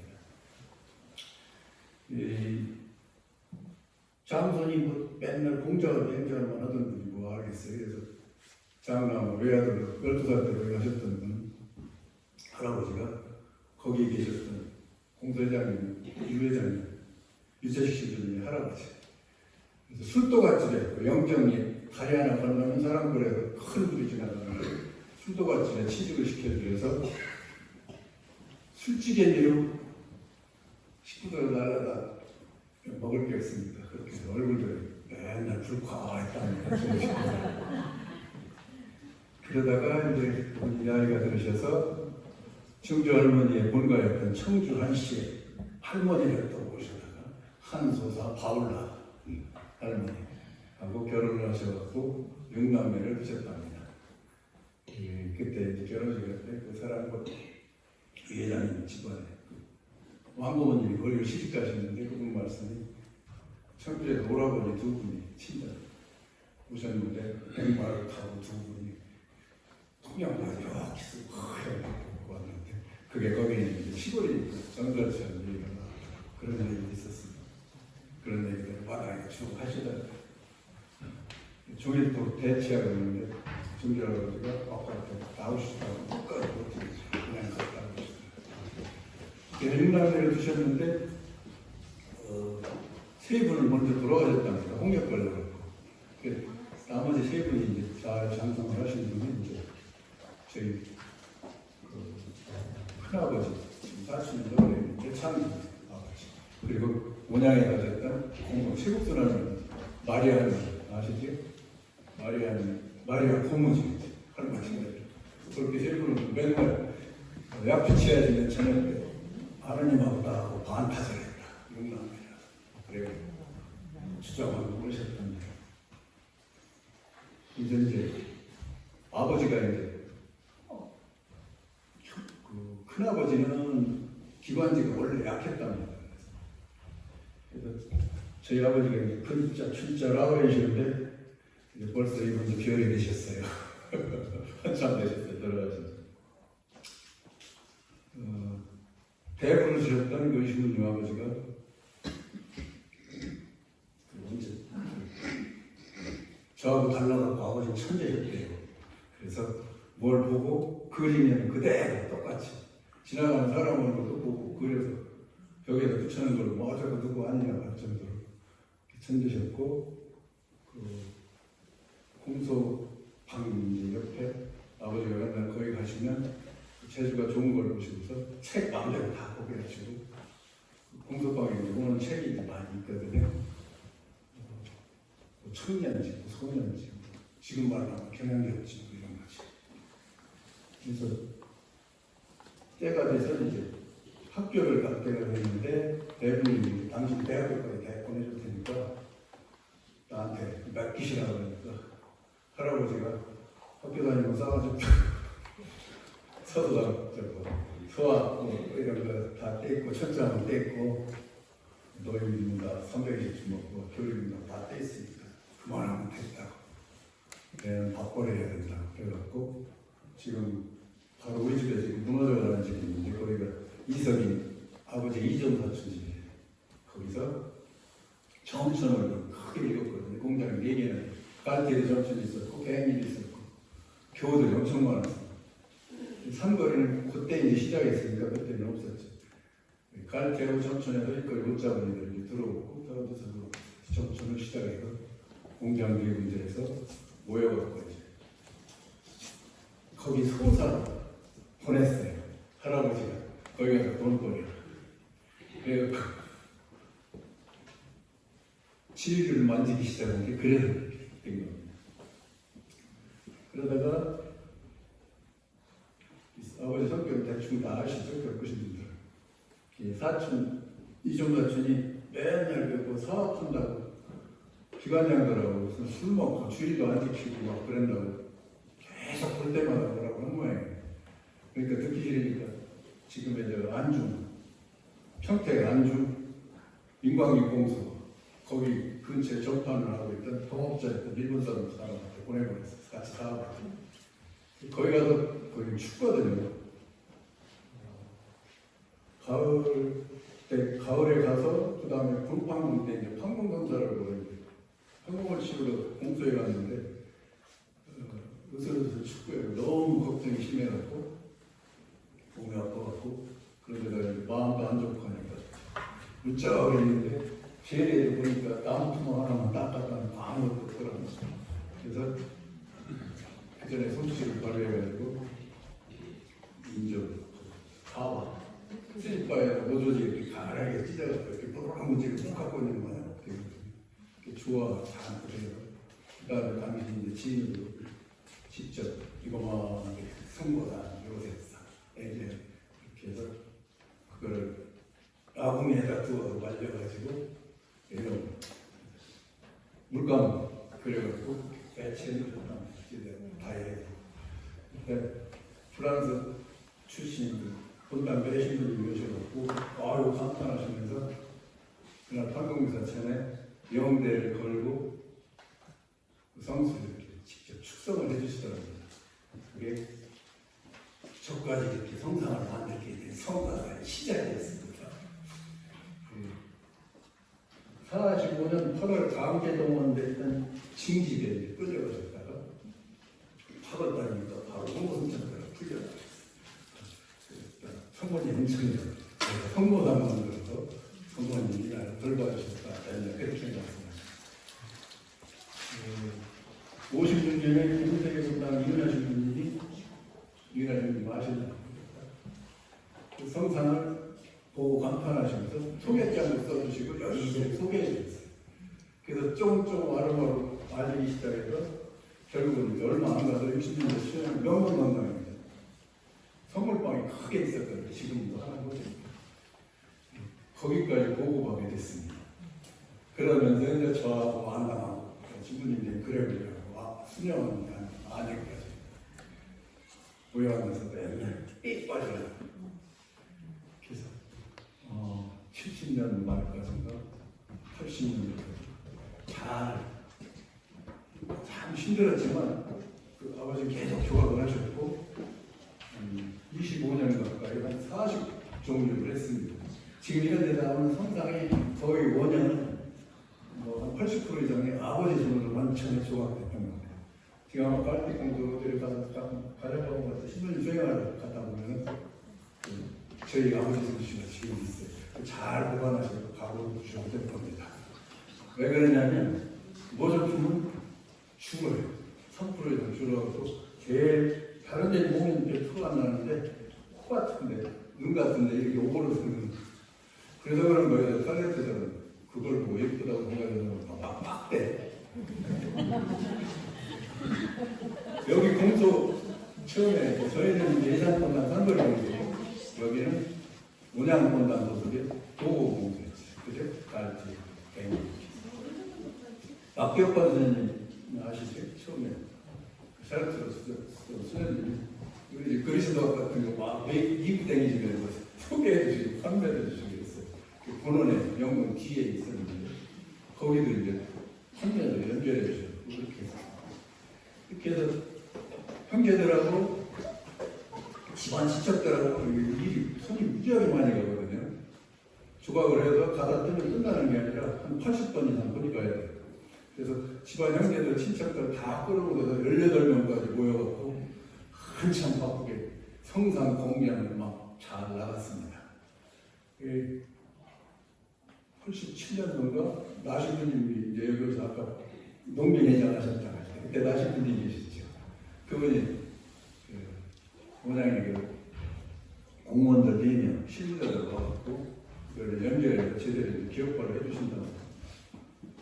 그러면 그때 몇 년이었지 몇 년 상황이고 그때 또 뭐 3억인가 막 지원이 나오고 뭐 무이자도 뭐 근데 우리가 너무 똑똑해갖고 아버지랑 저랑 상대해갖고 관창하고 연결되면 골치 아픈 일이 많이 생기고 구애를 받는다 해서 그 신부들이 일부러 그걸 갔는데 그걸 거부했어요.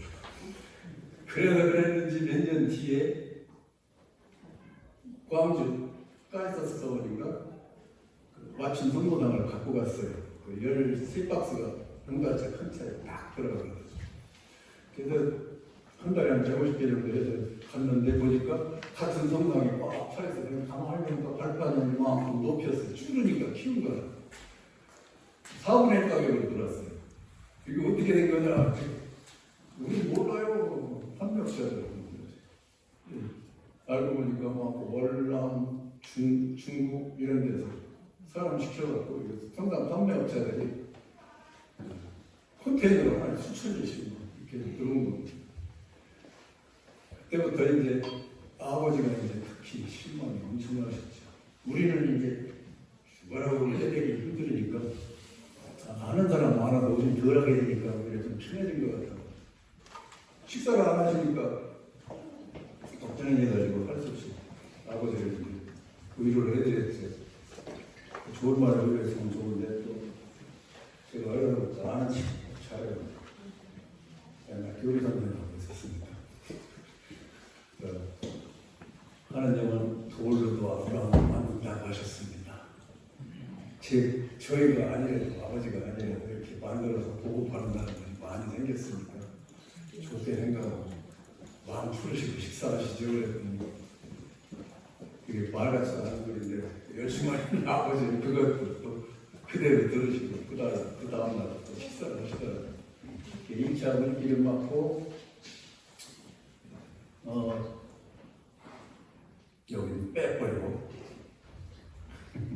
82년도에 신부님 양신부님 초대신부님 77년도에 저를 군대에서 스포츠머리 아직 잘하지도 않았는데 제대하자마자 6월달에 이걸 12가 되자 있는데 7월달에 성남동 교육기관에서 교단 연수에 있으니까 거기 갔다 와서 제대하자마자 주일학교 교사가 먹기 시작해가지고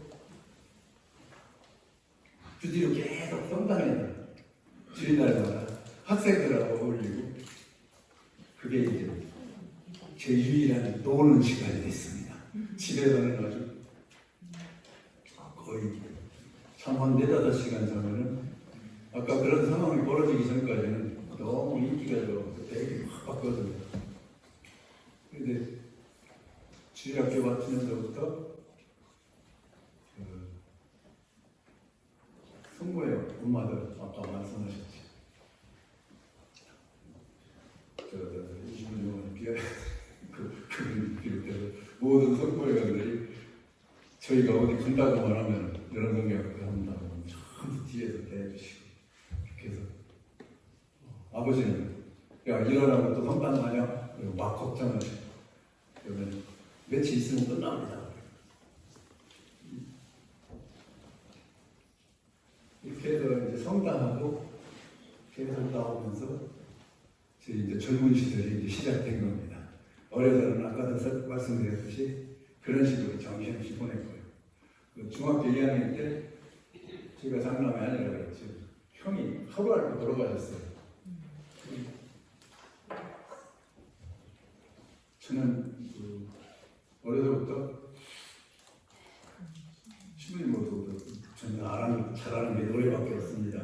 그러면 제가 어려서부터 어른들이 조금에도 노래 시키면 천년은 돈을 주시더라고요. 그래서 가입 들어가면서 아버지 뼈뼈 듣던 유행가를 신나게 불러줬더니 그때 50원도 주시고 100원도 주시고 그제 이렇게 해서 노래 잘 부르고 교리문답 잘하고 교구 경시대회 나가서 그 상도 타고 뭐 이런 경력이 있어가지고 굉장히 기대가 집안에서 컸었는 것 같습니다. 신부님도 그렇고 그다음에 신학교를 가야 된다고 그러셨는데 형이 그렇게 되고 나니까 그때 예산 본단 100여가지고 지금 대전에 수녀원에 계신데 안드레아는 엄마 아버지 도와야죠 그러시더라고요. 견신부님은 원서 써서 소신학교 때 들어오라고 하셨었는데 그 형들하고 쭉 견신받을 때 이제 교육운동 하는데 320점 하나도 안 되고 다 해버렸거든요. 왜냐면 잘했으니까. 그랬는데 형이 그렇게 되고 나니까 그때부터 이제 중학교 3학년부터 가장으로 비슷하게 했습니다. 우리 성부회장님처럼 좀 어려움이 많았어요. 어린 나이부터 이제 애들 양손 붙들고 뭐 학교 다니고 마감이고 뭐. 왜 그러냐 엄마 아버지가 엄마는 아버지 자리 잡으실 때까지 그릇 장사하시다가 척수가 나가서 한 10여 년 살아보셨고 아버지는 이제 형 죽은 충격으로 방황을 하시더라고요. 나중에 그런 얘기 하시는데 부산 그 영도 거기까지 가셨는데 그 밑에 물을 보니까 나를 들으라고 막 손짓하는 것 같더랍니다. 그 정도로 심각하셨습니다. 그래도 하나님께서 이렇게 잘 보살피고 이끌어 주시고 모든 위험에서 지켜주시는 바람에 87년까지 이제 잘 진행이 됐습니다. 82년도에 고모가 마리아 고모가 차만 셋이 있으니까 한번 만나보라고 또 결혼해야 되지 않느냐. 그 식구가 자그마치 9식구인데 여기 제가 장남했는데 자신이 없는데 만나봤는데 마음에 쏙 들어요. 그런데 차마 뭐라 소리 못 하는데 오늘 뛰어왔더니 온다고 해서요. 아이고 감사합니다. 결혼해서 상태의 수준이 맞아요. 잘 살고 잘 지냈습니다. 이것도 하나님께 감사해야 되는 예정인 것 같습니다. 근데 87년쯤에 아까 말씀드리다 말았는데 너도 이제 조각을 걸어야 한 4개월 걸려서 부르도 성공한 185cm 되는 걸 정말 정력을 들여서 했습니다. 아버지가 그만하면 됐다 오케이 하셔서 납품을 이제 시작을 했는데 대형 성공사이죠 저희한테 요만한 거 됐습니다. 하여튼 수십 군데 나갔습니다. 찬사도 받고 너무 잘 됐다고. 근데 87년도에 삼성산 성지에 갔더니 묵주알만 꽃으로 싹 바꿨어요. 장미꽃으로. 그게 딱 있어요. 또 저 남양 황무성지 거기 안에 그러니까 동굴만 해놓고 성당 모셨는데 거기도 똑같이 이렇게 그때 아버지 기분을 그때 느꼈어요. 온몸에 피가 머리를 다 거꾸로 솟구치는 것 같아요. 그게 찾아갔죠. 물어보러 찾아가서 당신 이거 도둑질이고 남의 목숨을 뺏는 살인하고 똑같은 건지 알지 않느냐. 다 부셔버리고 고발하고 그랬거든. 모르고 그랬다고 튀겨야 되더라고요. 다시는 안 된다고. 이미 멀어진 지 어떻게 한참 돌아왔어. 그게 이제 직선적이에요. 나시분들이 너의 교사 12명하고 농민회원들 12명하고 가서 6월 항쟁이 시작됐지. 6월부터 12월까지 열심히 6개월 동안 저 도우면 현장을 60개월 책임지고 활동을 했습니다. 그런데 아시다시피 두 김씩 거짓말하는 바람에 다니를 않는 바람에 깨졌지. 이것저것 이제 안으로 막 무너지기 시작하더라고요. 이때까지만 해도 세상에 부러울 게 없고 몸은 보다르고도 참 날마다 감사하고 살았는데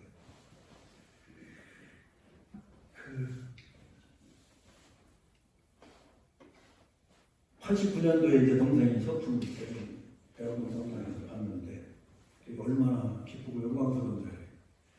근데 나는 눈물이 이렇게 나더라고요. 꼭 신부님들이 이렇게 엎드려서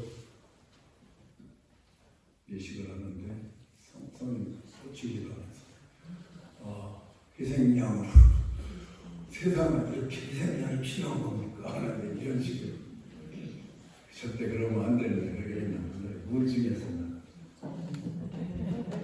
그걸 끝난 게 아니라 아기가 가득하고 정의가 계속 이기는 것 같아. 저 패배하는 세상에 당신 뜻은 아버지의 뜻이 이루어져서 주님도 달달하는데 도대체 언제 이루어지는 겁니까? 이런 제목으로 39살 먹은 철거지가 세상을 향해서 몰래 가출을 합니다. 가서 해본 게 있어요. 세상을 알아야지. 부산까지 헤매다가 여기저기 가다가 인력시장에 가보고 배도 타고 집에 가끔 전화를 했어요. 무슨 일 있냐 하고 동생이 전화를 받아서 별일 없나 가야 되는데 아직도 가고 싶은 마음이어서 뭔가 끝장을 봐야 되거든. 그러다가 고대구리배라고 지금 불법인데 저희만 어선이 있어요. 6명이 작업하는데 대마가 빠져있고 특공대가 뭐라나 폭풍주의보가 벌어지면은 피항을 해고 대마도로 갑니다. 그리고서 아직 해제가 되기 전에 거기 가면 그 빨간 고기가 무지하게 많거든요.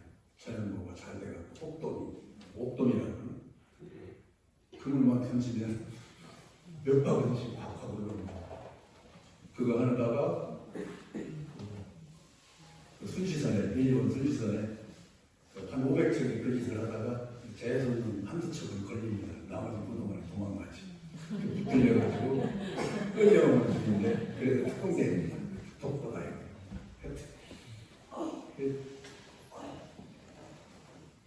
끌려가지는 안 했고 뭐 한가운데 자기들끼리 선뜻끼리 뒤로 해가지고 벌금을 물고 안 오는 것 같은. 그래서 하나도 벌지도 못하고 오는 중에 기관까지 꺼져버렸어. 아직도 풍랑을 일고 있는데 그 조그만 놈들가 이렇게 이렇게 하면 뒤집어지고 끝나는 거야. 이제 때가 왔나보구나. 풀을 참지요. 이렇게 들어가 질질 짜고 있다가 잠이 들었던 거예요. 어쩜 있다 보니까 들창 왜 이렇게 창이 이렇게 열렸는데 그렇게 날이 됐어요. 다행히. 거기 간단하게 설명하자면 뭐 앞에 보셔서 모자다 제 손으로 주고가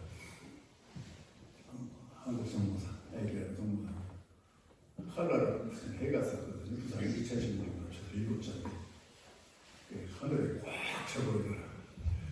헛것이 보이나 보다. 헛소리 들려요. 내일 내가 갈 테니까 너는 내일 똑바로 돌아가. 그날 바로 왔습니다. 다 제쳐놓고 박성래 신부님 계실 때인데 고백실에 들어가니까 내 죄를 내가 알렸다 그리고 성사껏 그리고 성가대 하라 그러시. 여기 아직도 성가대 그 일은 거의 한 30년 넘었죠. 32년 전가 2년 전가 92년부터 시작했어요. 이분들은 이렇게 미사가 예사를 그때부터 안 드려지고 성사도 그렇고 신부님들 하시는 말씀 그리고 교우들하고 이렇게 같이 어울리는 모든 게 너무너무 팍팍팍 들어닿고 하나님이 나에게 얼마나 많은 것을 속을 썩어가면서 참아주셨는지 날마다 잘 지내고 이렇게 잘 좋았는데 작년도에 이제 아시다시피 동생 신부님이 암 걸려가지고 당장 무슨 문제는 암에 걸려서 죽고 살고 생사 이것도 그렇지만 첫 주에까지 전이가 돼서 이 셔츠 가운데 11번인가를 빨리 빼내야 된다는 거예요. 그리고 말림불수 뭐 이런 것도 각오해야 돼서 눈앞이 캄캄해지더라고요. 태양기름 유출하고 그때 거기 그거 해결하고 성당 축성식하고 그때 너무 무리해가지고 위암 걸려서 그때 수술했었거든요. 이게 5년 지나니까 완치 판정 다 놔둔 걸로 결국 당신도 건강에 굉장히 신경 썼거든. 날마다 만보 걷고 뭐 등산하고 거기 지금 태안에 그 등산로 아니 산책로 16km, 16km, 32km 군사 상해 만들어 지금 가면 그 얘기를 합니다. 그 태양계를 늦출 때 거기 분야회장과로 전부 연결시켰고 그분들이 또 다 끌고 그래서 연결 엄청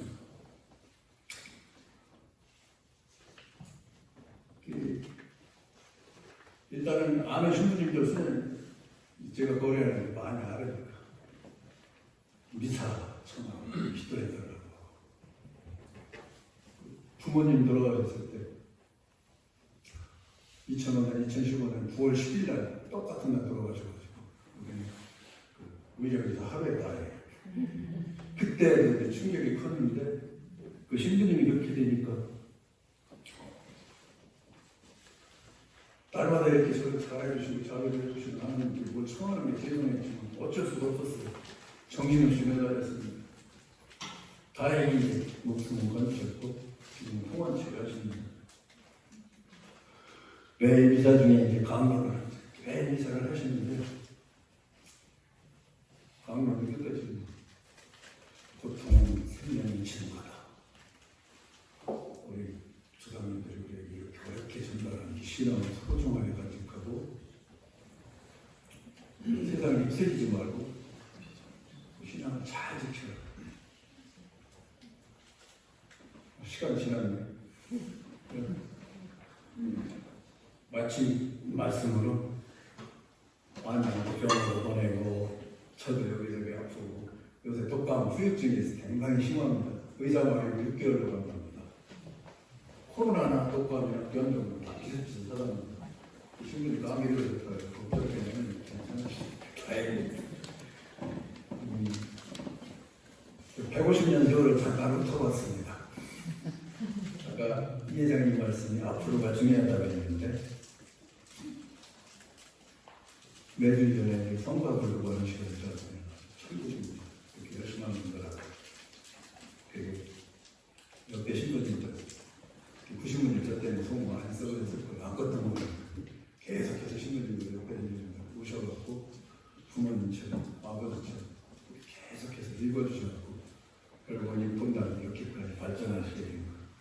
이제는 그래서 저한테 뭐 좋은 게 있다면 다 친구들한테 배워보거든요. 좋은 소리 안 하고. 이렇게 신부님들께 감사드리고 우리 한 사람 한 사람이 아까도 들으셨겠지만 한 분 한 분한테 다 소중한 하느님의 사랑이 별처럼 다 깃들어있거든요. 다 소중히 여기신다는 거. 이런 걸 느끼면서 그 창세기 하나님께서 아까 7절을 말씀하셨는데 한번 성경 말씀으로 마치겠습니다. 창세기 2장 18절 사람이 혼자 있는 것이 좋지 않으니 그에게 알맞는 협력자를 만들어주겠다. 19절 그래서 주 하나님께서는 흙으로 들의 온갖 짐승과 하늘의 온갖 새를 빚으신 다음 사람에게 데려가시어 그가 그것들을 무엇이라 부르는지 보셨다. 이렇게 사람은 모든 집짐승과 하늘의 새와 모든 들짐승에게 이름을 붙여주었다. 주님 정상 나의 신세를 보살펴 주셨으니 감사드립니다. 저를 위해서 기억해 주셨는데 저는 함부로 몸과 마음을 돌려가지고 그냥 죽을 자리만 찾아다니고 기하지 않은 자리에 함부로 쓸데없는 짓을 하고 이런 대단히 죄송하게 생각합니다. 2025년도면은 내후년이면 1.5도가 되면은 이 하나님이 주신 이 세상이 편안합니다. 이렇게 하게 조심해야겠죠. 이것저것에서 악에 가득 찬 세상 권력은 가장 힘없고 가난한 사람들 아파트에 가면 이사회 쏘고 병 쏘고 그럽니다. 온갖 거짓말로 하나님을 모독하고 그 무속에 빠져가지고 그것도 결국 다 욕심이 되는 거지. 사람의 힘으로는 이 어두움을 되돌릴 수 없으니 저희들을 성교와 예수님의 구원 공로, 성도님과 모든 성인들의 공로, 서재의 손으로 매일 낮춰지는 빛의 성제와 성사, 또한 선한 의지의 희생들을 보시어 변화시켜 주소서. 날마다 청조 엿새 날을 사는 그 기쁨, 감격의 기쁨을 모두 누게 하소서. 아멘. 아멘. 성령과 성령의 이름으로 아멘.